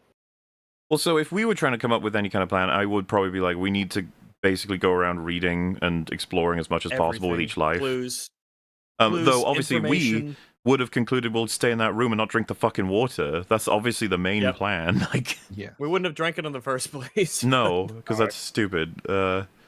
Yeah. So anyway, There's also no it's one thing that this movie like almost wants you to think, but there's no real ticking clock here in terms of why they have to do anything. no real ticking Like, no clock, but they one's- tell you that like with every death we're gonna lose ourselves, which didn't really. Yeah. I didn't really buy that. Yeah, that never amounted to anything though. I think it's because they drop the upper limit quite late on when they say there's only, there's a maximum of 13 names that have ever been written in the book or something like that, but they don't drop that information until after they've already died most of their 13 times. So it's kind of hard to Yeah. establish the ticking clock when your limit isn't established until the penultimate death you have. Which is just funny that they wouldn't have figured it out. Like, surely that would be the first thing that you would want to figure out once you realize that you're respawning. Is like, is this going to last forever? And so, no. yeah, we're on the point now where they're talking with him to see if they can get like a meeting, and he says, "I will meet, but only Clover, no other friends." And Abe says, "Good idea. Use this life to essentially find out as much as you can about this guy." And they're all like, "What? Like, are you insane? That's crazy. Like, how could you encourage it?" And then Clover's like, "Yeah, that's a good idea." I was listening to it. I was like, I would have said good idea if I was there. Like, I'd be like, Yeah. this is the boss. If you could get to talk to him, even that's probably a plus in terms of information. You can tell us And what he- happened in the next life. And he seems like he kind of wants to tell you stuff. He tells you the one person has to die thing. He told her in the previous life that they need to keep moving to progress. So it's like, is he being like really cheeky and he wants us to get out of here and he's leaving us clues? Is he trapped here too? I don't know. It's all we got to go with. But, though, so They all shit on him for basically trying to get her killed, which is not the point at all. But he does a fucking ridiculously bad job of defending himself. And when they question him, like, why did you have her? Because she just runs off basically, and he's like, well, why would you convince her to do that? And he says, I didn't think she would actually do it. Which is What? this is the thing. He I'm was like, what joking? character are you writing here? Because that's not what his perspective was. You just switched it to something retarded. What do you mean I didn't think you'd actually do it? What is that? And then Nose Ring Lady's like, you fucking coward. And that was the moment where I was like, oh, that's what I'm supposed to be taking from him. He's a coward. I gotcha. That's Even though he significantly hasn't less done interesting, but anything okay. like properly. He hasn't done anything uncharacteristically. So there's like he hasn't been shown as cowardly. He's been shown as fairly reasonably not Well, over like there's that big space between actual cowardice and just not doing stupid dangerous things for no real reason. he goes from being possibly the best to arguably the most inconsistent, because he's supposed to be a psych major. And That pops up once. yeah, well, as but a that's like semi-joke. the trait that they want him to, because apparently he often references it. That's the joke, right? That he's a bit ego driven on that. But he's the one that said you know, in the moment, like, she's not going to take you back, buddy. As though, and it's just like that's a weirdly like meathead thing to say. And then of course, Yeah. in this scene, he says, "Well, wait, didn't Clover try to kill herself last year? So isn't this just giving her what she wants anyway?" What the fuck? And like that got to a point where I was like, What? "Wow, that's just what the hell are they doing with this character?" What? Also, it's Yeah. just such a random thing to throw in, and now of all times, because it doesn't come up before this, does it? Isn't this like the first time that her attempting to kill herself is ever mentioned in the movie? I think this is the first I reference. think so. Yeah. Because I They remember reference thinking, that like, she's having a hard time, but Yeah. not this specifically. But given how massively dramatic that is, given she is your protagonist, and given how much the film should be making use of fear, psychological horror, and all the rest of that stuff, that you would kind of want to establish that very early on in order that you can start establishing links between her own psyche and the kinds of things they're experiencing, given the twist that is in store. But just randomly having it thrown in the middle of a conversation as a kind of cheap riposte. Well, she tried to kill herself, remember? So it's fine. Let her kill herself. It's just like there is so much potential there that's just being completely wasted. And like I said, it's just like these lines are just not. I don't know what character we're dealing with at any time. He's like a roulette wheel of you'll just say anything now. So we catch up with Clover, who just ran straight into the forest and hit a bear trap. I thought that was funny. I was just like, yeah, why not? That's where I laughed. That Yeah. was my laugh. It's, That was where I was in the theater watching her just run through. I'd already checked out a long time ago. yeah. And then you hear the chink of the bear trap, and I'm like, in the theater. And that was it. That was the one laugh it got from me. So we haven't. Shockingly, the one laugh I heard in the theater has not actually come up yet. We're nearly there. But I don't think you would guess it. But I think I know why it happened in terms of this story not being very good. So yeah, she hits Okay. bear trap, just screams as though the impression I got. I was just sort of saying, like, how have you learned nothing about any of this? Like, how is this all still so incredibly shocking to you? Like, oh my god, I'm being harmed. It's like, yeah, I mean. It's, the horrors of you going to agree to meet the guy who organized this whole thing where he's desperately trying to kill you all in Alone crazy ways constantly. woods. Yeah, it's just like this was Away from your friends specifically. maybe look where you're going Like next time. if this was a comedy and he was the protagonist and he just wanted to, it's about him just fucking with stupid characters from horror movies, it would be like a more sensical plot. So, there's a discussion in the house with Nina and Max and I guess Megan is the psychic one, quote unquote, and Abe. Abe is clearly losing favor, not quite liked right now because those mean things he said, and he's trying to sort of argue his case, and possibly the most shocking part of the film happens in the middle of it, because it's established that in order to escape, one must die. They've taken that on faith, I guess, that it's just absolutely true. And so they believe that Abe has tried to encourage Clover to go outside in the hopes that she'll die so that they can all then leave. That's what his plan is. Obviously, I didn't think that was his plan, but that's what the film's saying it was. Yeah, I don't see the. Yeah. In any case, that's awkwardly being pointed out, and then during him speaking, a pickaxe goes through his chest. And you might be thinking, oh no, the clown is here. But no, it was the nose ring girl. She killed him with a pickaxe. She's murdered him. And I think her reasoning is just like, Clover is probably dead, and so we all gonna have to die, so I'm killing you. But I'm going to kill you in a slow and But she doesn't kill painful anyone way. else. Yeah, it's quite a cruel way to kill him. He bleeds Rather than out through for a the head, while. yeah, because he goes through his chest, but he's still able to sort of speak to her, and he's lying there in pain. And she's kind of, yeah, she's not the most sympathetic, but she's not doing it because she wants him to die forever. She's doing it to have a quick reset, in which case there's no point doing it slowly. That's just being a dick. And then it's only when, is it the evil clown guy comes over and she says, kill him first, and so it does because it's polite like that. Yeah, they have like a conversation about the fear of death, and he's holding her hand like, I'm about to, enter the other side or some shit. Where it's like, she's the one that killed you, man. But okay. And also they once again do not take any of this extra time to learn more, to go back into the basement to look at more information or evidence. They don't go, well, let's scout around the area if we're gonna die, because we want to save everybody. let's learn as much stuff as we possibly can. Let's keep an eye on the hourglass. Can we even break the hourglass? Does that fucking do anything? We don't get anything. So, fascinating, of course. And Very fascinating. they're out. So, catching up with Max and Psychic, who are running into the woods. Psychic falls onto a glass roof to a room, and it starts to crack apart. And before you can save her, I think it's a Wendigo, just jumps on top of it, smashes her through, and drags her into a hole, and she's just dead. It's like, all right, bye. Okay.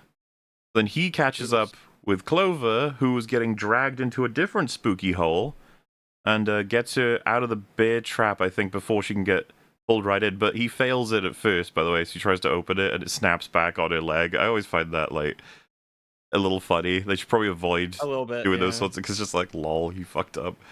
Uh, But yeah, they run away.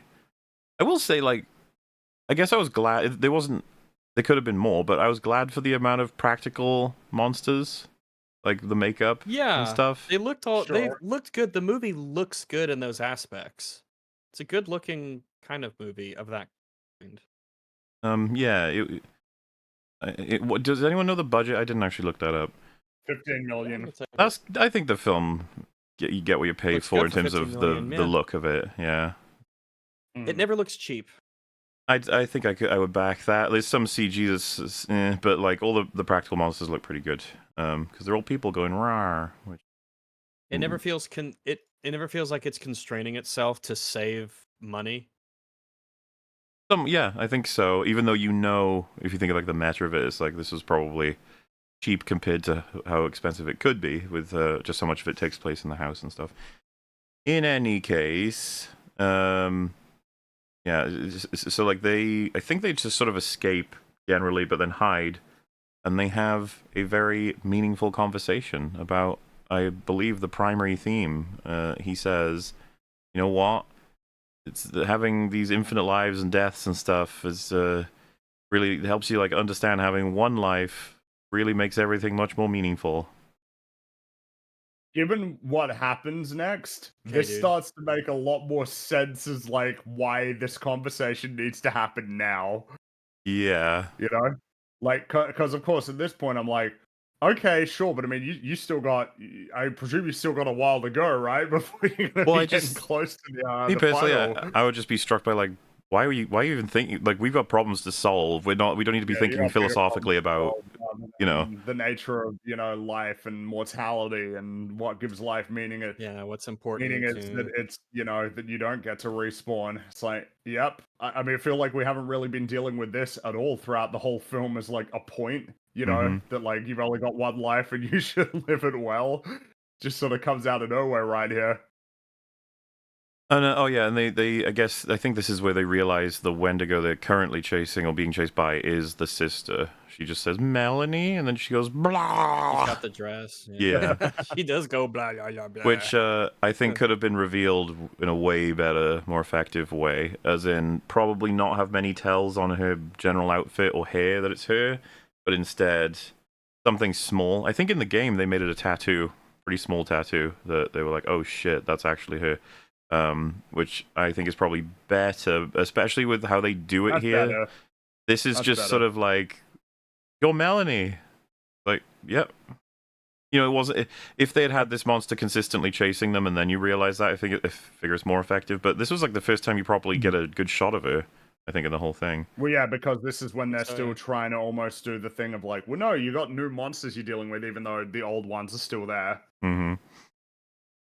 Yeah, and then we get an actual scene of they need to kill themselves, and I did have a thought of like, I don't know if this film is a little bit too goofy to be having this in it.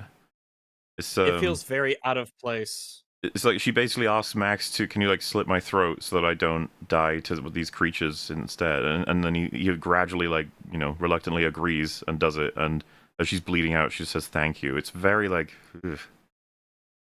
I don't know. Well, It feels especially out of considering place. what's about to happen in 10 seconds. Yeah. Well, yeah, actually, that's so true, right? So that, as described, that sounds like a very serious moment in a film that you have to you take care of something like that. That's a sensitive subject. the Wendigo is near, and he decides, because it's, I guess, been raining, or there's some collection of water and it's dripping near him. He drinks the drips, knowing that water just anywhere on this property will make you explode. Walks out and says, like, hey, you fucker. And the Wendigo looks at him, and then he explodes with the funny thing. Which, again, it's very weird to have, like, what could only be seen as a humorous moment right after what is probably the most heavy moment in the film. Yeah. It's a weird tonal balance. And I mean, of course, this is putting to one side, like, so 3 drops in 10 seconds blows you up. That's not how it works before. Wouldn't it have been really awkward if he was like, hey, fuck you, and then he didn't blow up, and then he got, like, torn to shreds by the Wendigo? Yeah, that would thought be he was really gonna. awkward. I thought he was gonna run at it. This I was thought like he was his gonna brave run at moment. it, I thought he yeah, was gonna run that's at what it I and thought be like, too. come and get Yeah. me. Then they blow up together or But something. no, he didn't do that. He just drank it No, so I that guess he he could just say fuck blew you up, and then blew up. explode.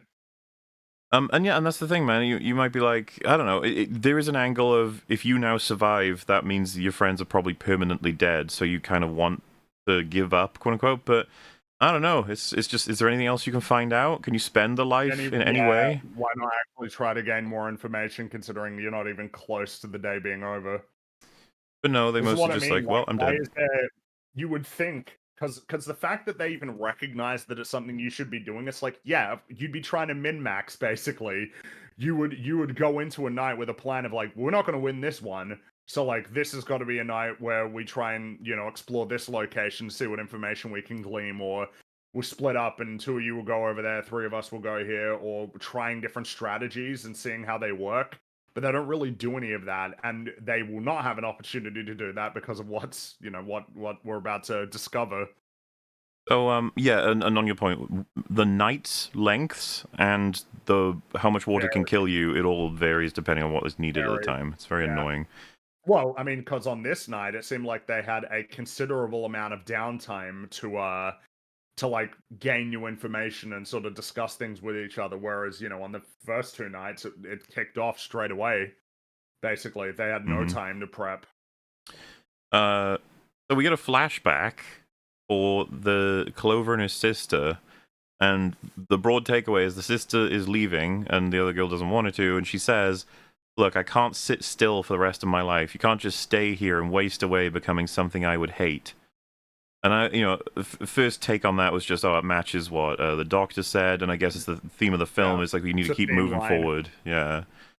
Never just let yourself waste away, everyone. You got to keep moving, keep experiencing, or something like that. I don't know. Even though, like I said, the primary example of that being applied in the story was actually backwards, which is never a good start. Like, sitting still is actually the key to winning in this game. The line that comes back is, I'm not running away from something, I'm running towards something, right? And so that's sort of paid off, kind of. Well, I think it's worth, before we reveal all the endings and stuff, keeping in mind it is the sister that says, I cannot waste away becoming something I would hate. Like, that's a big line from her to the sister that apparently Clover remembers very distinctly. We'll just have that in the back of the mind there. So, it ends with a jump scare. She wakes back up, and we're in, I was gonna say night 4 or 5, whatever, but a little bit more complicated than that. They all start to have different, some of them, they're losing their hair, like patches of their scalp are just falling out.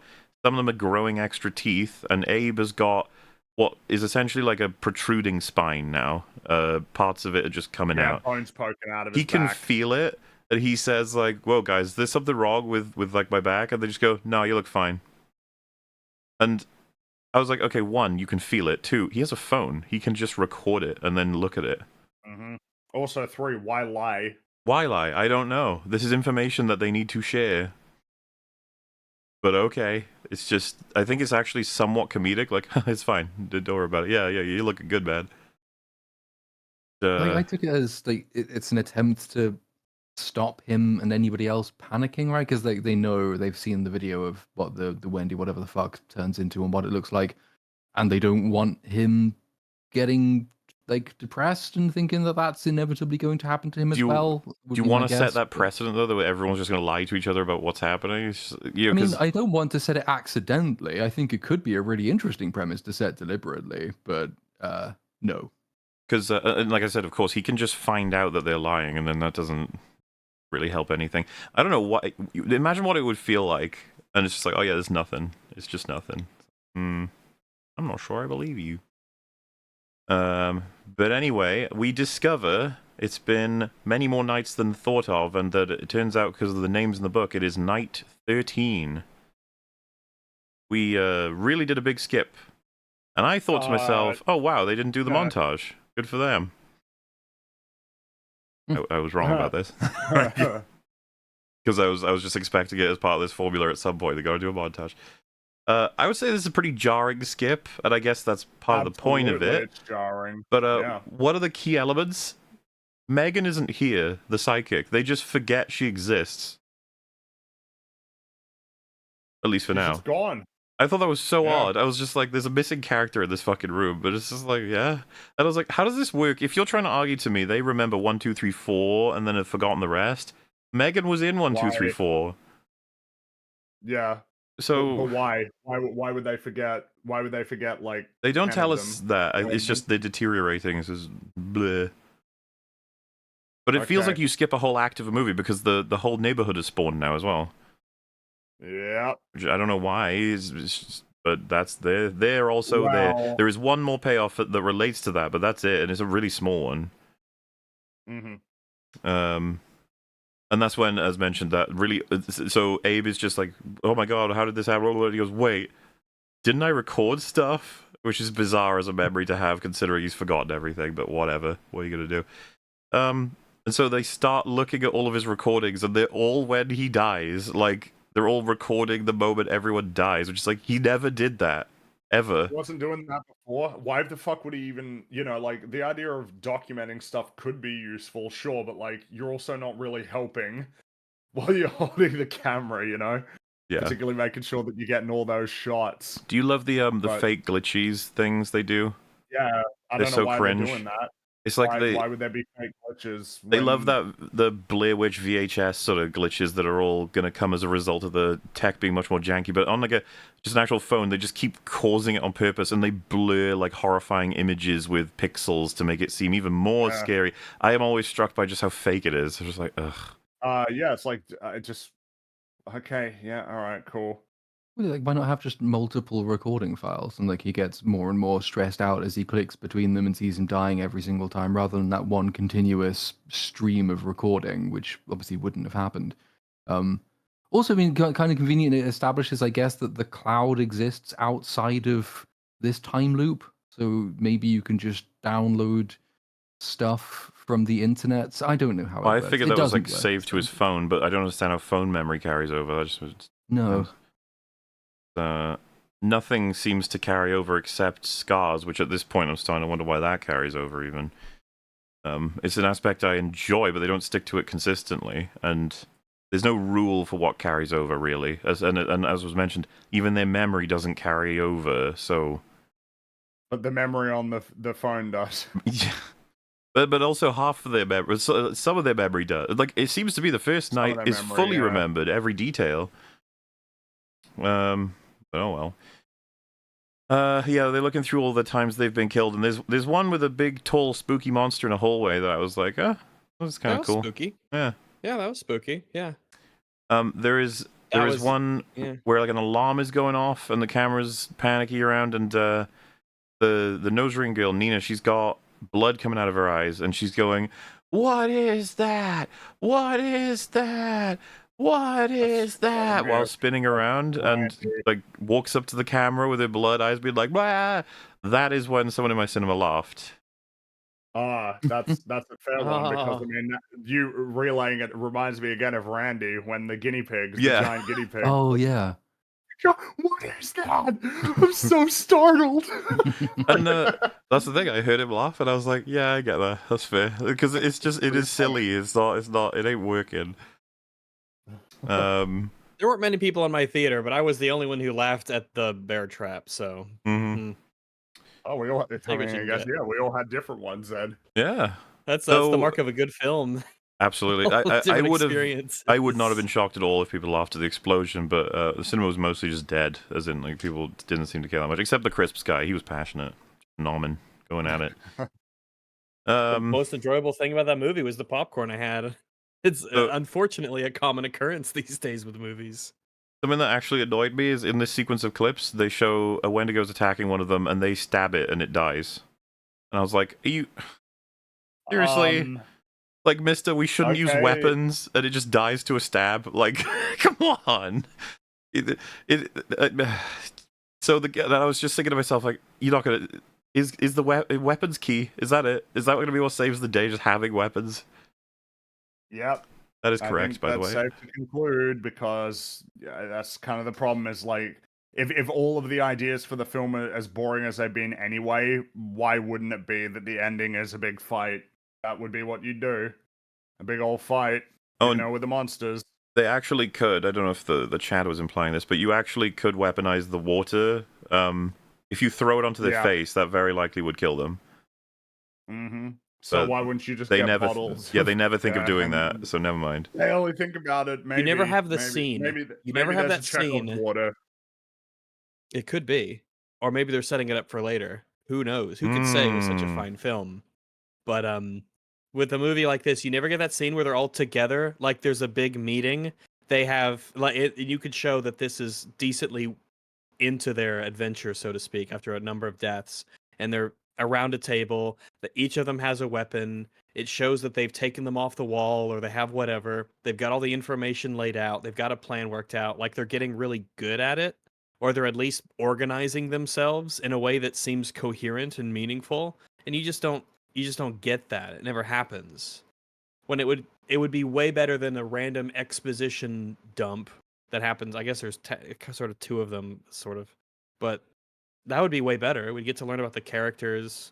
We get to learn that they're playing into their strengths. We get to learn what they learn as they sort of, explain to everyone else what the plan is supposed to be. Well, but we don't. Yeah. So they decide they are going to take weapons, and this is, by the way, in response. The last video they see is of Megan, the psychic, seeing that everyone is dead. She picks up the phone because it's recording, and basically makes it clear that she just saw Dr. Hill going somewhere. She's going to follow him. Now, this means Dr. Hill looks at the bodies of the others, just like check and see if they're really dead. Checks to see if they're dead, yeah, which doesn't make any fucking sense. And then he walks away, yeah. So I think I know what your criticism is going to be. Everyone should have this criticism. So she goes off to find him, and this is the explanation for why she didn't respawn with them, because she's currently with him. She's captured, and they realize, like, okay, so we need to survive the night. We need to get the fuck out of here, and we need to save Megan and my sister. And it's like, why isn't Megan here? Yeah, what do you? If she went off somewhere else and didn't die. She won. That's it. It's over. She wins, and she survived the night. She can't not be with you. They all died. If she went somewhere else the prior day and then died, why would she spawn anywhere else when you've only ever spawned in the same place every single time that we've seen it?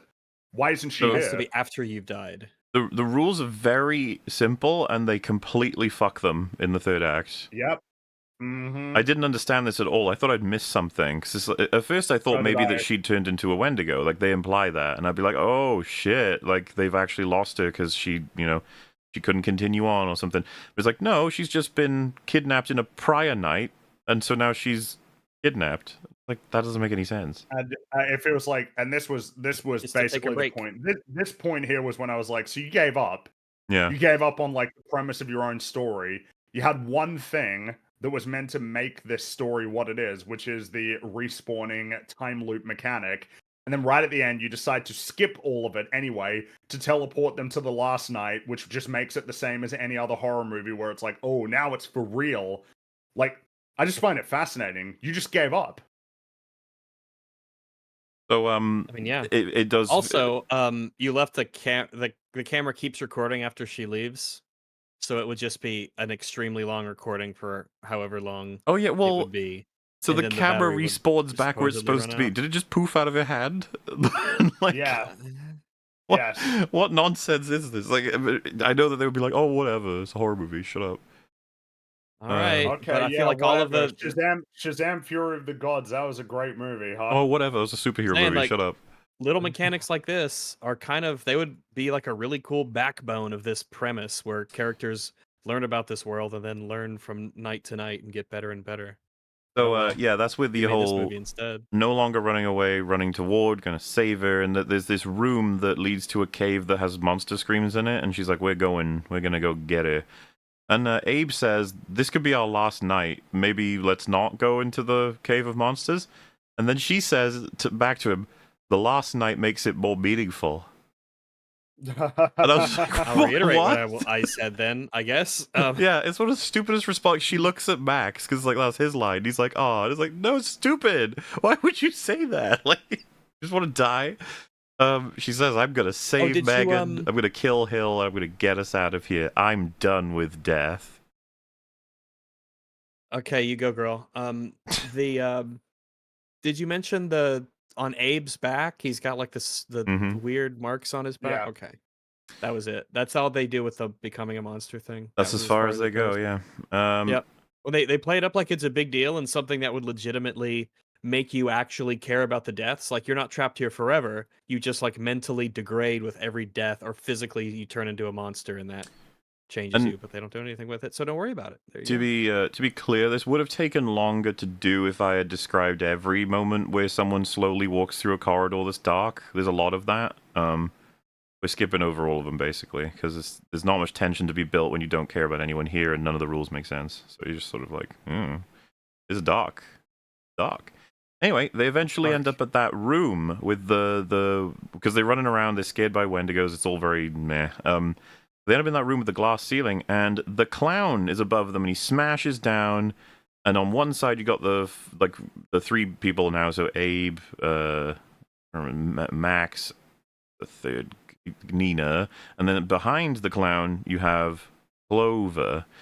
And so Max says, Clover, go find your sister. We'll see you again. We're gonna distract the clown. Yeah. And the first thing I thought of was like, well, hang on, this is the end of the story. The whole point is you guys are supposed to stay together. You've explicitly split up to win. Twice, by the way. And also, you'll be fine. Go off on your own. We weren't just running for our lives. I don't understand it. It's like, continue to do so for a while. Isn't the obvious thing? Go ahead on your own. Because the rest of the story, almost, for the guys with the clown, is they gradually kill him. And it's just like, why wouldn't you all kill him, and then all of you go get the girl? What was the point of this? And I was just like, this goes against the fucking point you kept trying to make, but oh well. And there's tone issues as well. He when he looks up at the window smashing, they have Max go, "Oh fuck." Like it's kind of funny sort of thing. He tries to distract the clown. The clown looks directly at him and he goes, "Oh fuck." And then he says the same thing when he hears that once they've killed the clown, they hear distant screams and he goes, "Oh fuck." I was just like, why do you keep doing that? Do they really? Is that the stand-up guy's contribution, saying "oh fuck" over and over again? Is that really that funny? I don't know. It matches the rest of the movie and how unfunny it is, except for the bear trap, which made me laugh. But that wasn't intended to be a joke. It was supposed to be tragic. So much, fucking going on, you know. So Clover's running around, terrified, and before we can deal with Megan, she bumps into her sister again. Now, me personally, don't know about you guys, I was like, okay, so we're going to do the classic where they run around. She shows her necklace or a photo, or she says her name enough that the Wendigo slows down maybe, and maybe backs off at some point, and then she'll turn up at the end to kill Dr. Hill or something, and then if they can drag her out of this place, it'll revert her back to the person she once was, because this is essentially hell. I thought that's where we were going. Did any of you have any thoughts like that? I think at this point I wasn't expecting anything to happen so much as in like pure watch curiosity. What are they going to have happen? But I see that was a possibility. We're gonna actually save her. We're gonna pull her out of here. Well, that's the main thing they were all doing here, right? Give her to. I don't think. Yeah, they're here to save her, sort of, kind of, not really, but a little bit. I was just sitting there watching, thinking, "Oh, it's her again." Hooray. Fair enough. It's a chick from Place, yeah. Well, in any case, they do the whole Melanie, remember who you are. It doesn't work. She keeps yelling and dribbling. And so then she tackles her onto like a spike thing. It's like a shot of, I don't know what it was, I don't really care. and Like a it spike goes sticking out of the goes ground. right through Wendigo Meldigo, and she's just like I was a little confused. I was like, oh, is she dead? And then Clover stands up and says, "I love you, Mel, but I'm getting the fuck out of here," and leaves. Very weird I- thing to Yeah. say. I was like, no Very way. strange. That's it. There's got to be more to this. Like that is. There's No, no that's it. way. That's it. Sorry, bro. Bye. The 'Cause- whole reason you're here is this, and yeah, I don't like. It's so weird, dude. Like, she's the reason you're all here. You made clear again and again and again. You're desperate to save her. You finally found out where she is, like, and what she is. She explicitly told you in the only memory you can recall that she would hate to be trapped in a hell forever. That would be like the worst fate. And then you killed her. It's just said, "Fuck you, bye." I was floored by that choice because I thought what I suggested I consider super generic and kind of but like expected because that's a lot of the time how they do these sorts of stories, right? And the sisters reunite, but they've got some stuff to work through. Just stay together and keep moving forward, that sort of thing. But holy shit, yeah, she's out. The story does not regard her sister anymore. That's that wrapped up. It's all done. Be gone. I thought that was pretty insane, but we got other stuff to do. What In else? fact, Yeah. I it's like the closest the movie has to an emotional core, and it's Yeah. just that's the disregard with which it's treated. It's done. Fuck it. It reminded me of Scary Movie 3, where the scary ring girl, she's like about to kill the family, and they appeal to her in the sense of like, it's so horrible what happened to you, and you know, I know within you there's a good person, and that you know we're a family, and you could be with us, and she does like a little, she phases into like a happy girl and says, "Thank you, you've like your kindness has released my spirit." And all this other stuff. And then she goes, "Wow, really?" And she goes, "No," and turns back into the monster. Just like this is basically what just happened in this scene. But yeah, oh well. Bye, sister. So she's on her way further forward to find Megan, and she goes through this very visually striking red hallway. It's very much red It's tinted. red. Now you may be wondering, how do you pull that off? How do you make like a dark hallway have this big red tint? Well, there is a busted stoplights machine in the hallway, and it's broken such that it's just on red. This does not impress me, okay? Not What do you even mean? remotely. They justified it in universe. That's great. It's Man. red. Red light, that's you get more points, and just when you make that the source of light, it's like, man, that's great. Good for you. Good job. Nice stuff. Anyway, she ends up in a room with Dr. Hill, and he says, "You've been an intriguing patient, Clover," which I don't understand at all, I because don't know she's why not he done says anything. that. She's pretty No. boring. Well, I would He's a say pretty Abe has boring been the most character. interesting one out of a lot of them. He's the only one that has anything interesting about him. The rest of them have just been typical. They run around, Yeah. scream, and die. That's it. Pretty boring. Doesn't have anything interesting to say or any interesting insights. Like she's pretty boring, generic, stereotypical lead in like a horror movie. But this is where he says the whole "they're all a part of your psyche" thing. Again, it's just like, where the fuck did you get this? Oh, what are you talking about? And they don't bother trying to connect anything to anything. They just say, "Nah, it's all your psyche." Like, sure. Yeah, the Wendigos are like your. Oh, we didn't mention those. He says the witch is your repression. The That's- running from a masked killer is supposed to be like you feeling helpless. And I think he says one more, but I don't care. None of that is fucking true. Like, This comes No. out of nowhere. This just suddenly he This- says this as if it's trying to be smart. So this is what And I'm by saying. the way, I have seen multiple reviews specifically mention this as some kind of a clever twist, and it's trying to tackle psychological and traumatic issues. I'm not fucking with you. Reviews actually say this. They give this credit. But it's Reason- not. It's like cold reading in psychology. You can just swap them around, Yeah. or astrology or something. Just swap one for the other, and it works just as well. It's not thematically tied into anything we've actually seen. She's just let her sister go. You would think that might have something to do with the psychological evaluation she's receiving, but it doesn't happen. It's just like to me, it was more like, well, we've got to this stage in the movie. It's probably about time we at least pretended there was a through line and there was a plan behind everything. So fuck it, just have him say some words, and that'll do. And at one point, doesn't she even say, "Are you saying this is all in my head?" And he says, "No." She says, this So isn't real. real, and he says, it is real, but you're the engine that makes it run, and only you can save your friends from it. Which is just basically saying it makes not no sense, but true. just run with it. Just keep going. This will all make sense if you do the work. I don't know if this is supposed to be what we get from this. Nothing he says is true in the whole. It's like all provably false throughout the whole film. Because, But I think we're meant to conclude. I don't think we're meant to conclude that he's actually just making shit up as he goes along. Like that, whenever he's saying this stuff, this is meant to be like true declarations about the story. Particularly this final night, she and Megan are the only ones who are in risk of not making it to the end. The other three are fine. Like, they've got it. Once they kill the clown, they're safe. Pretty so the much. idea that it's like, no, it's only you that could do it, it's like, no. That's not true. And how was it only her that could do it when all they needed to do was not drink the water? Was she uniquely positioned to tell them not to drink the water because she didn't? Yeah, and if you wanted to make it such that we were tricked in the whole film and it was never about all of them dying, it was only ever about whether she dies, you can't then show us that one night where she died because her throat was slit and the Max was still alive, walking around doing things. Yeah, like, no, it should have reset. They definitely showed that it wasn't contingent on her. They all had to die. Exactly. Like, yeah, so it doesn't really work. All of it's bullshit. They're not paying attention to their own fucking events. Annoying.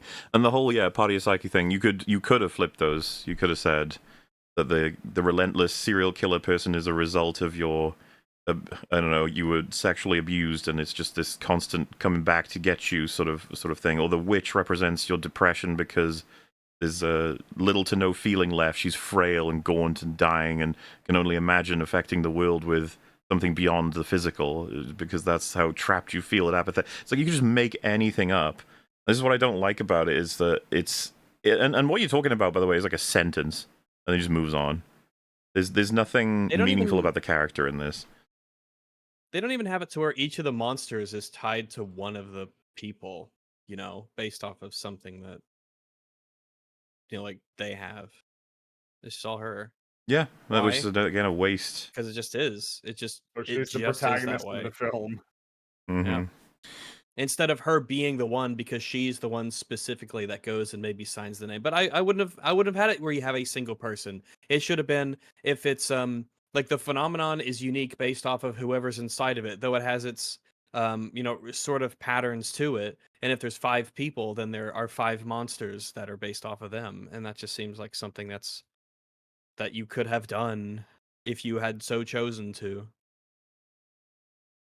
And yeah, that's when they show the Rami Malek reference, which I guess is supposed to actually be that it's his next trial, because he's I guess so. Yeah. Interested in targeting him, which implies he targets people, which implies that he but this place is a specific location that he drew her how do to. you coax these people? How do you do that exactly?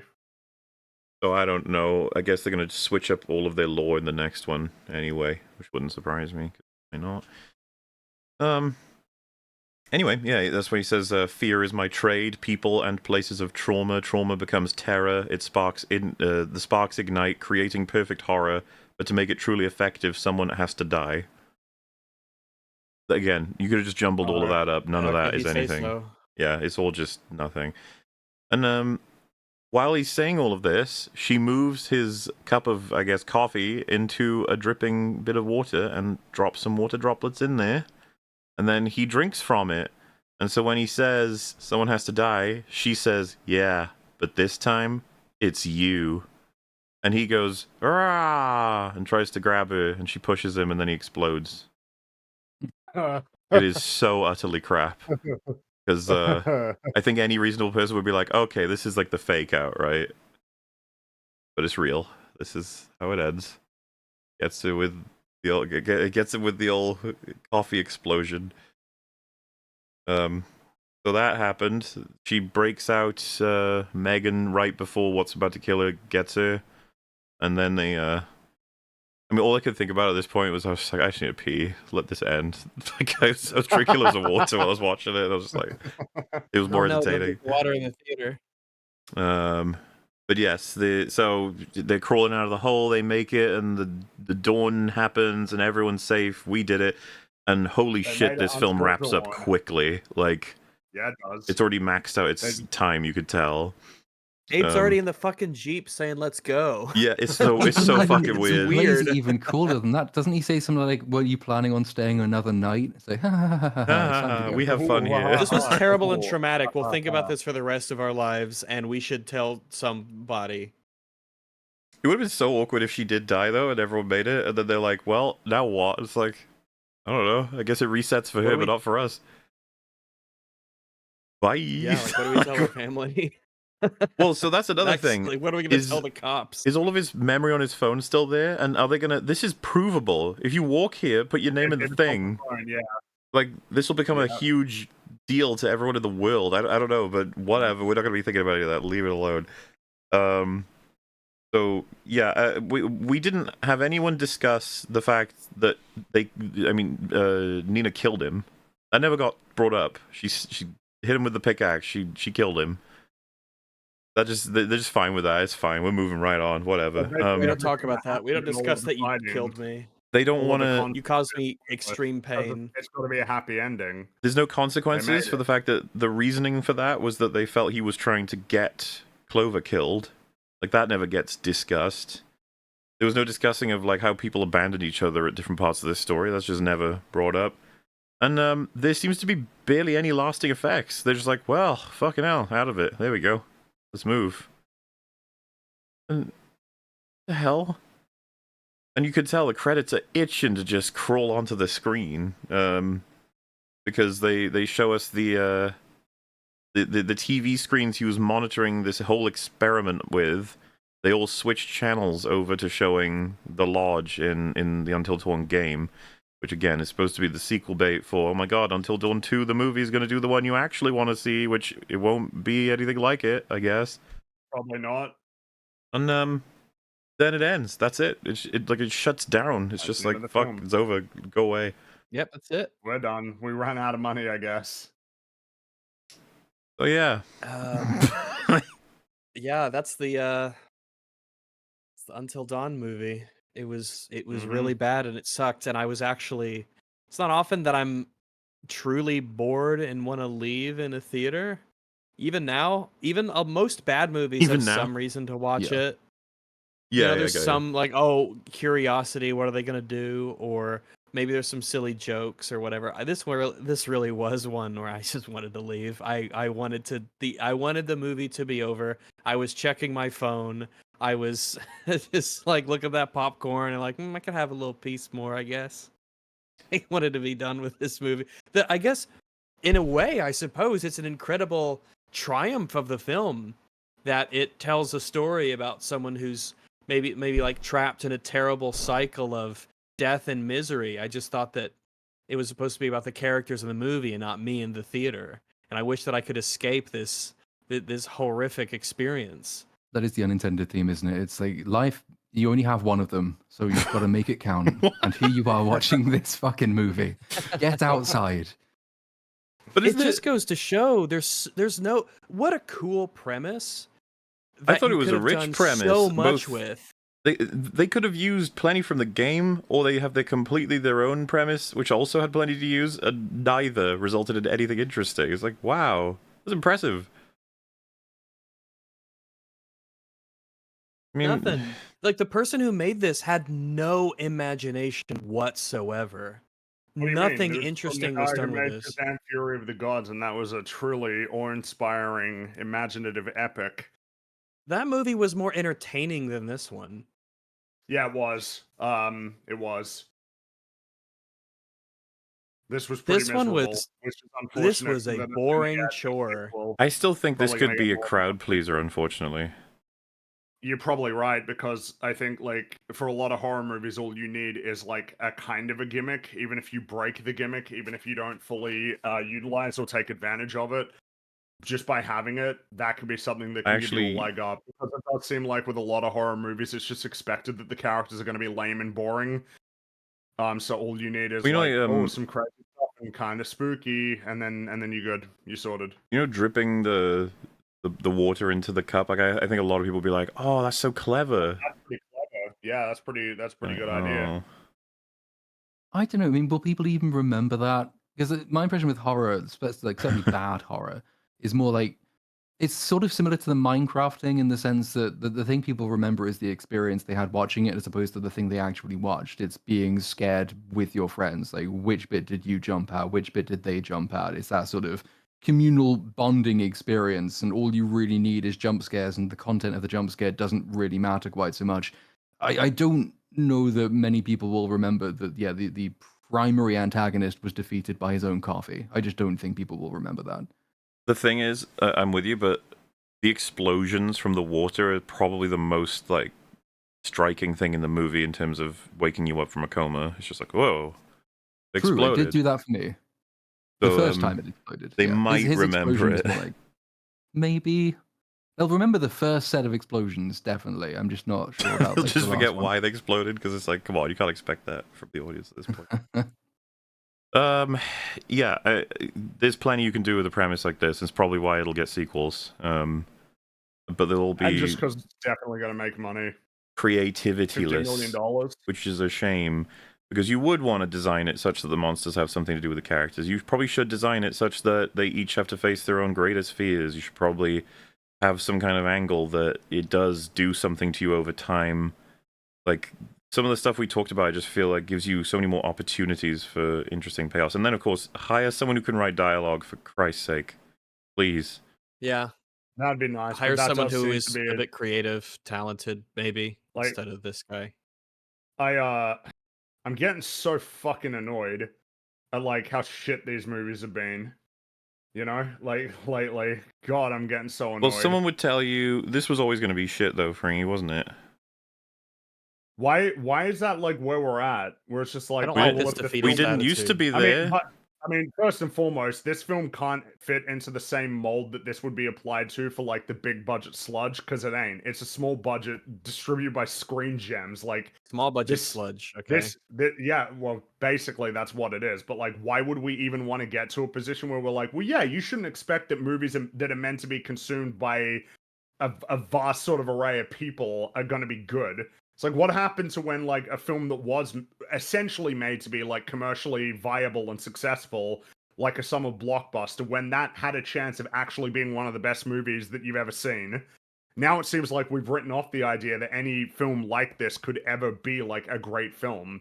Certainly the idea that a horror film could actually end up being like great, like something like this. It's just like, yeah, no, that seems to be out the window at this point.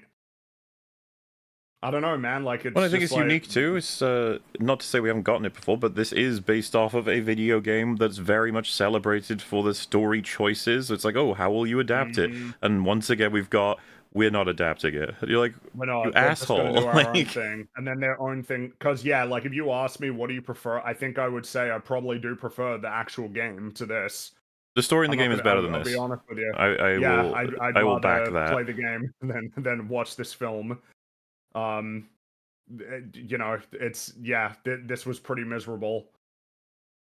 Yeah, I don't think I like this angle that you know, you just don't watch anything mainstream because it's all terrible. Then it's Yeah, just no. like, what? Why would you expect that anything that's mainstream is good, even when what it is being mainstream doesn't need to be a superhero film, doesn't need to be a major like film, it doesn't need to have a huge budget.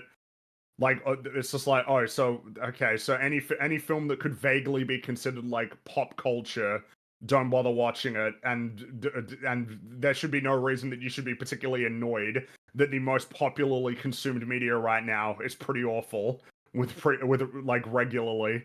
We'll have to go I through don't all know, again when man. it comes to the Jurassic World Afterbirth when that comes out. The same point will be made. It's a blockbuster about dinosaurs. Why did you expect it to be good? So, well, because Jurassic Park was a blockbuster about the dinosaurs. reason It this was Exactly. movie fucking exists excellent. is because Yeah. the first one was Like good. I don't know, man. Like Terminator 2, that is like a quintessential summer blockbuster. It's one of the greatest films of all time. The Thing is a horror movie. It's one of the greatest films of all time.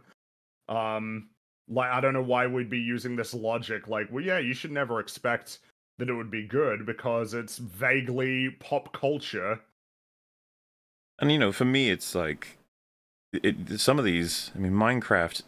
Look at the success. People love that as a story. Yeah. Like, do you think that this doesn't have any impact on what comes in the future? Like when this stuff ends up being successful? Because you know how it goes. Everybody at this point seems to accept that like Hollywood producers aren't very good at essentially concluding why things ended up being successful, or like certainly whether or not they're actually good. And that in many instances, success is essentially equated with like good, or you've accomplished your mission. Like this is what like yeah, good job everybody, bonuses all around.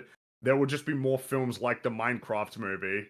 Well, and much that's the what I'm same getting way, at. Like, you know. why opt for giving up instead of going through it, explaining why it's so much worse than you could possibly imagine, despite the fact that it's hyper successful, despite the fact that I saw people in our chat when we were doing it saying they did have fun with it, and I was like, okay, well, why don't we talk about whether or not you could have had some more fun, or what the fun was drawn from, or Yeah, what? like why do Mhm. we conclude that like if you had fun, it's like what, it couldn't have been better, couldn't have been more fun, couldn't have been equally fun but a better written film, couldn't have been fun and meaningful as a story.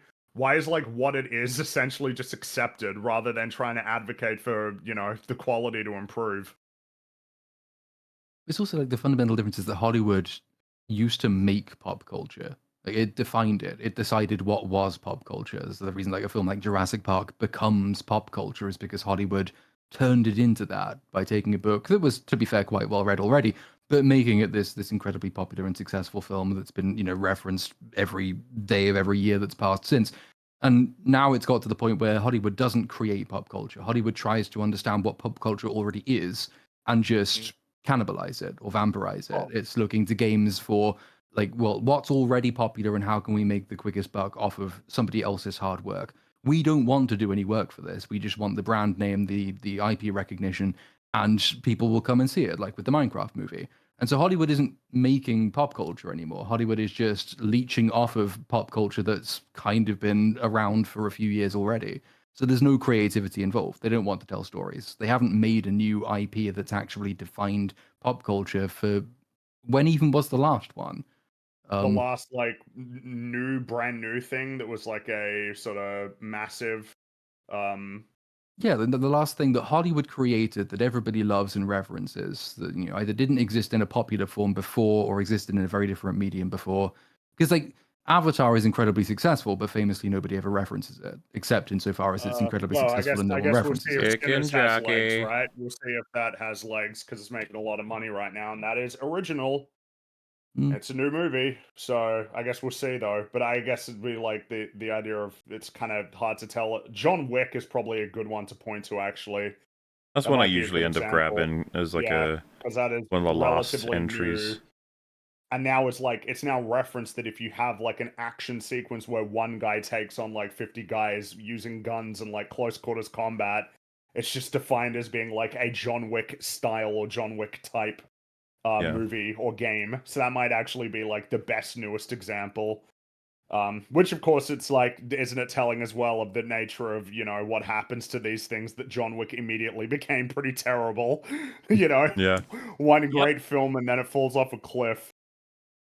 And the Matrix, the problem is that's 25 years ago, guys. Once we Yep. get to a quarter of a century away, it starts to feel like we're running into a bit of a problem. It is a you know? good sort of milestone of what we're looking for, though. The Matrix was hyper Yes. influential. It defined like movies for years to come.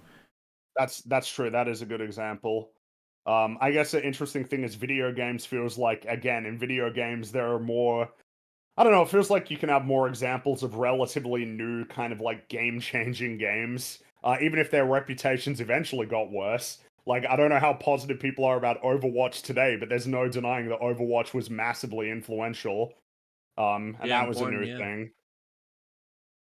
thing. Dark Souls is, well, that was Yeah. a sequel, a spiritual successor, but Dark Souls is another example of something that was basically Well, like as we mentioned, The Last of genre-defining. Us had a huge influence. Maybe Last of Us maybe has it's the a huge worst though. influence. Yeah. But yeah, but then again, even then, Overwatch was a while ago. Breath of the Wild, that's probably, yeah, but that's Zelda though, so I don't know that exactly works because Zelda's always been like massively influential in the video game industry. I suppose I the give it to point Lord of the being Rings, though but is like, again, we're looking a little far back, Lord of the Rings is 20 years ago. Yeah, Lord of the Rings is 20 years ago. Star Wars is nearly 50 years ago. Jaws is 50 years ago. Indiana Jones was like 45 years ago. You know, Harry Potter, but that was the 90s at this point, wasn't it? Didn't the first book come out in like the 90s? Well, So we're still talking about Yeah. something that came out like 30 years ago. Balatro. I think that's just a popular game. It's got influence. Electro is Not my gonna lie. favorite movie. Okay. They will make that movie. I love the Jimbo movie. I want to know the lore.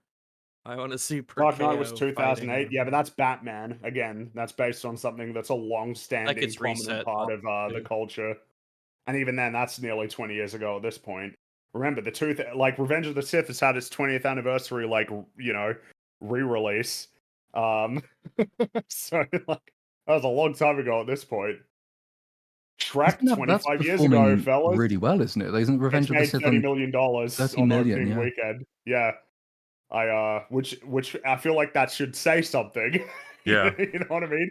The people are desperate to see the fucking prequels. That's just how much theaters. Star Wars has become like a grey blob of boring crap. Maybe boring's not the Get right Out. word considering the Acolyte. Get Out's close to being like in that category. Get Out had a pretty disproportionate sort of impact for what it was. Yeah. Yeah, but still, I mean, in any case, this is all kind of almost secondary to the core thing of these films just suck, man. Not the ones that we've been talking. This movie and movies like it, and a lot of these movies have been coming out for the last few months. It's not been great. No, not been great, and it used to be And a there will lot be more better. of Until Dawn. There will be Until Dawn 2, and they'll go to the lodge and they'll member berries for that, but it won't be a faithful adaptation. No. They'll make sure to throw in all of the, because that might be the lesson that they learn from whatever problems they have with this film is like, okay, so make sure to get the imagery in there. Get the imagery. I don't know if there's any iconic music at Until Dawn. Get whatever you can, throw it in there. Whether or not it's substantively adapting it, which, to be honest, I don't care about because I don't really care for Until Dawn anyway. But that's what they've learned is just throw in the recognizable things. Like throw in, yeah, there's the zombies, there's the chicken jockey, there's there's Steve. Get him in there. Get Mario in the Tanuki suit. And by the way, we're not asking for getting the thing every time a horror movie comes by. It's more. But I don't even think it's unfair to expect greatness every it's time. fair to hope for it, but what I'm getting at is that whatever the skill floor is has crashed in the recent decade plus, and I don't think it's unfortunate everyone's getting used to it. Like, well, yeah, bad used to be like even bad movies back in the day used to be like fine bad. They weren't like terrible, man, awful. Like, Transformers 1 is probably like a 5 out of 10. That used to be a bad movie. Yeah. It's probably like fine, is what because it probably has just like the standard arc, the standard 3-act structure that's reasonably clear and easy to follow, and a hero's journey or whatever. Even though it's still got lots of things about it that are lame and stupid. But now it's like, oh, what's a bad movie? Oh, it's like a 2 out of 10. It's like an actual catastrophe when nothing makes any sense at all. It betrays its own theme. Instead of the theme being lame and generic, it doesn't even support it. That's like what the new standard is for bad. Mm-hmm. And I don't know, man. Like, I don't know why we wouldn't conclude that this has a negative impact on just sort this is all of it, a right? lot of different things, It's probably going to reinforce the shittiness of horror. It'll reinforce the shittiness of video game adaptations. It'll reinforce you may as well not pay attention to the source for video games. It has to be bad. Yep. Mm-hmm. So you're going to do all the bad things. It's like, great. We'll move on with that, I guess. Because, like I said, it would surprise me if this didn't make profit. It has to. With $15 million it definitely will. budget, there's no way it's not going to make its money back. That's kind of the annoying thing about these films is that they're so cheap to make that they're guaranteed to succeed. Yeah.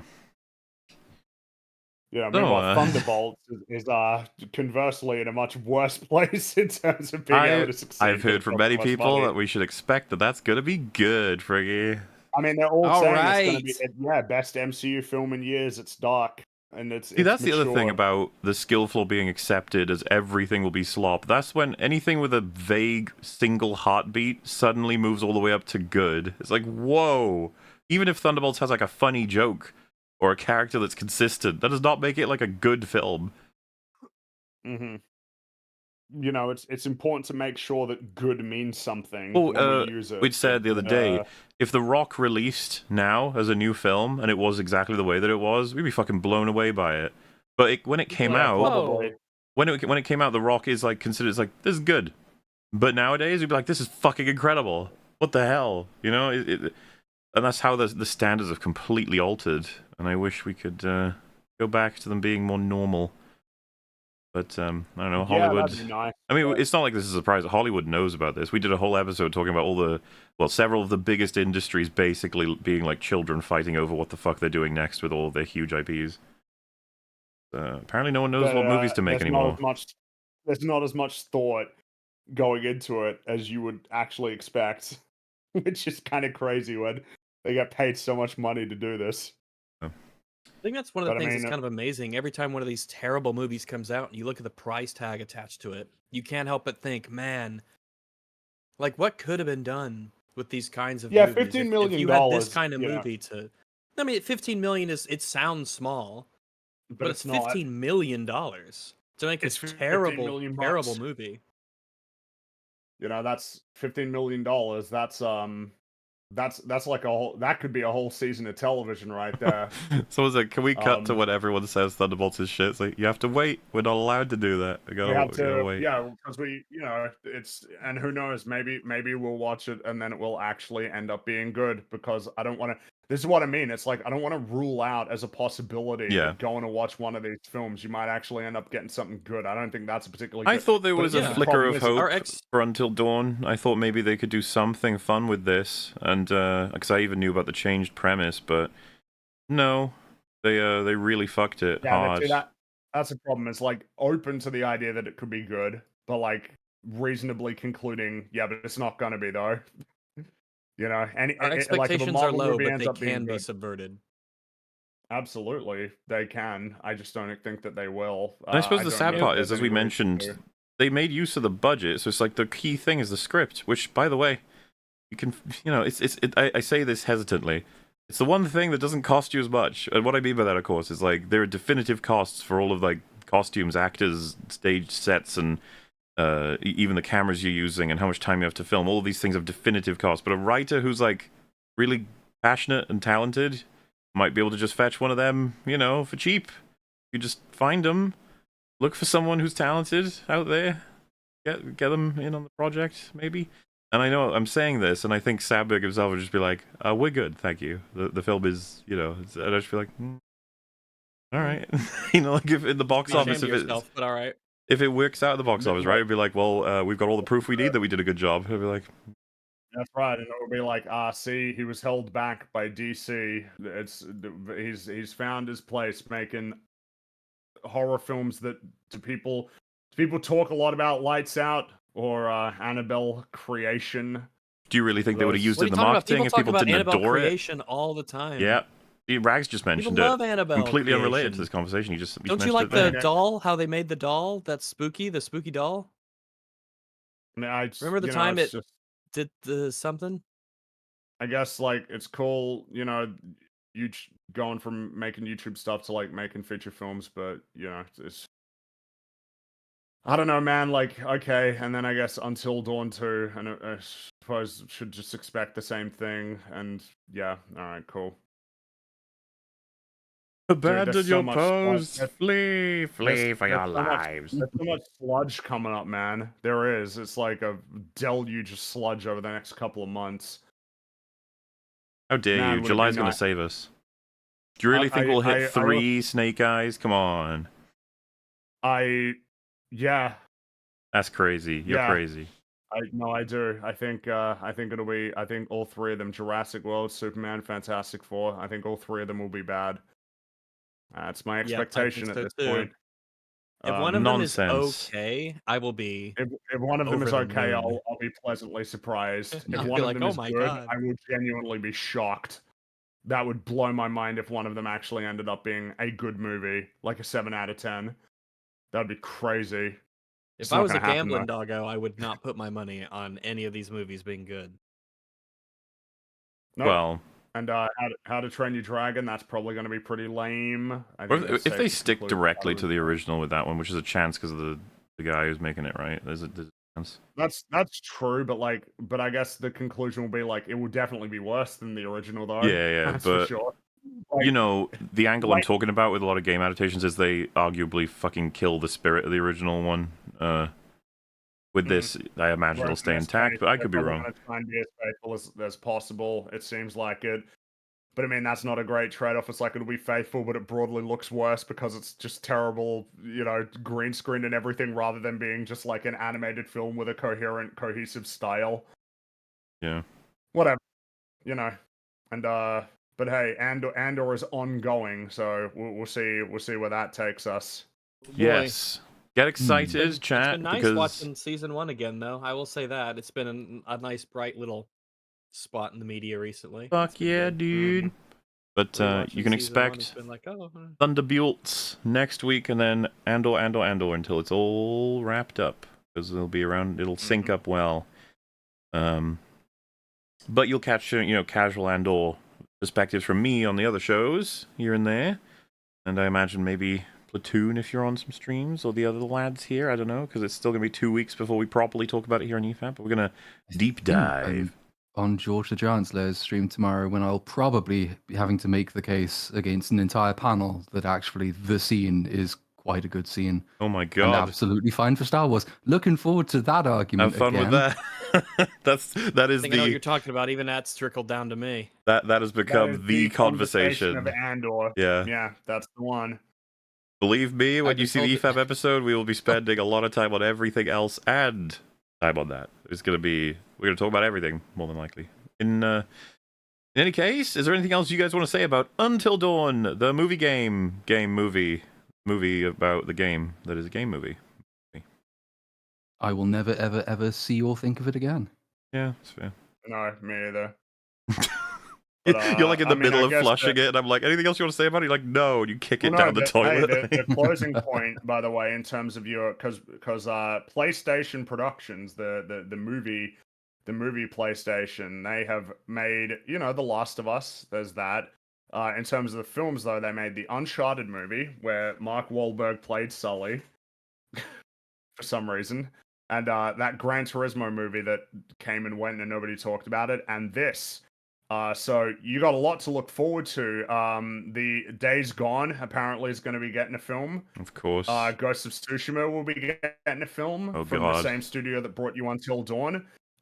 Gravity Rush is apparently going to be happening, and it's apparently going to be co-produced by it's Scott Free Productions, which that's Ridley Scott. So Gravity Rush, I guess, for Ridley Scott maybe. The Helldivers movie, that's going to be happening.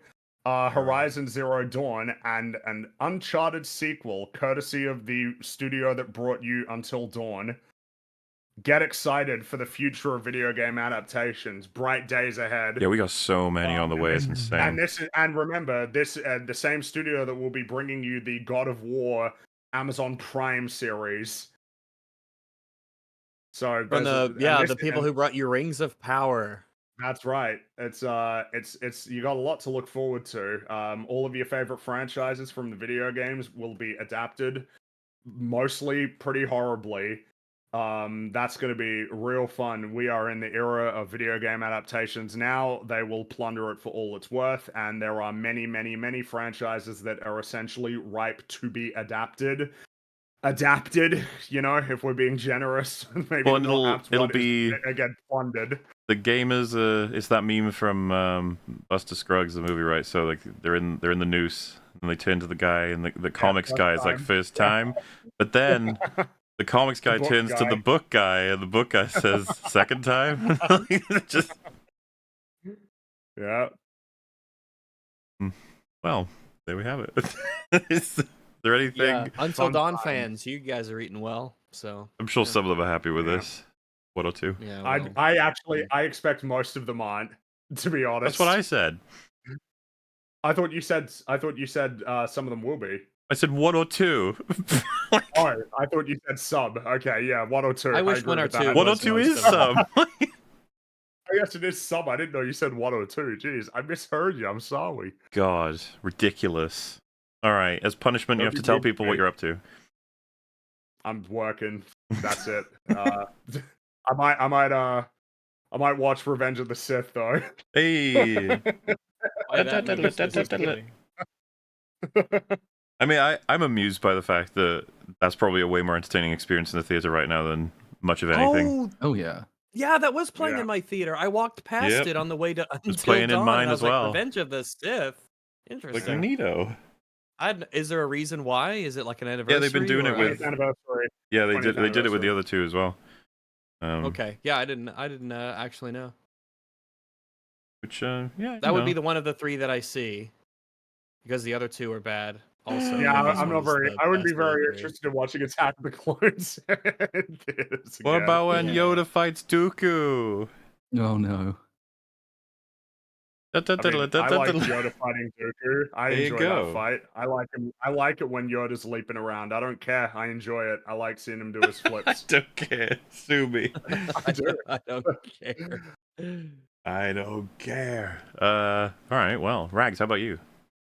I should have a video done within the next few days, and then I'm gonna do some Gollum streams, and we're gonna get that taken care of. We're gonna explore the incredible world of yet another version of Middle Earth, and I'm excited Gollumy to world. see.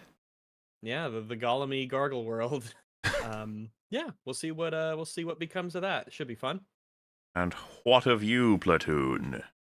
I think I'm still working on videos I said would be released 3 weeks ago, but in theory, I will have defeated copyright on Snow White for tomorrow. So hopefully that video will be out tomorrow, and then it's Minecraft in the middle of next week, and then it's Oh Lord. Thunderbolts the week after, and so on and so on and so on until I die.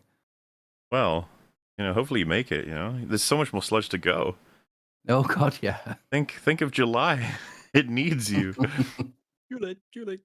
Well, and as for myself, work continues. I'm not sure how many more blueprint streams that one can expect, because I feel like I've done most of what's to be done that's not going to be doing runs that are kind of uneventful until finding the last few keys or whatever. But, other than that, the streams continue with different people. There's still not yet enough of a significant update to tell you what's happening regarding the comedy arc. It is on the way still. It's just a lot of work, so, we can expect it is coming. It is coming. And then, just stuff on videos, and who knows what other announcements may pop up. But, for now, there's not a lot I can say. But, it'll be soon enough. Like I said, get excited, because next week we're talking about the legendary return to form in Marvel called Thunderbolts. Before the legendary return to form that'll be Fantastic Four. Before the legendary return to form that'll be Doomsday. Until, I think, at that point, everything will fucking explode. Who knows? And then the week after that, we'll finally talk about Andor, which is going to be super interesting, I would imagine. A whole bunch of it will be out by then. And until that time, shall say goodbye. Thank you all for watching. Do not go watch this everyone. film. And, Do not. It is not so bad it's good. No. It is so bad it's just bad. It's Just so boring. It's that bad. you It's should watch terrible. Just it. bad. Don't do it. Don't watch it. It sucks. Oh, so there was a mention of Final Destination. You can expect an EFAP movies for that eventually, but we won't be doing a Oh, yeah, main that's episode right. for it. Yes, it'll be funny to see the new iteration for what it's worth. But yeah. Bye-bye, everybody. See you later, everybody. Bye-bye. Bye. Toodaloo. See you later.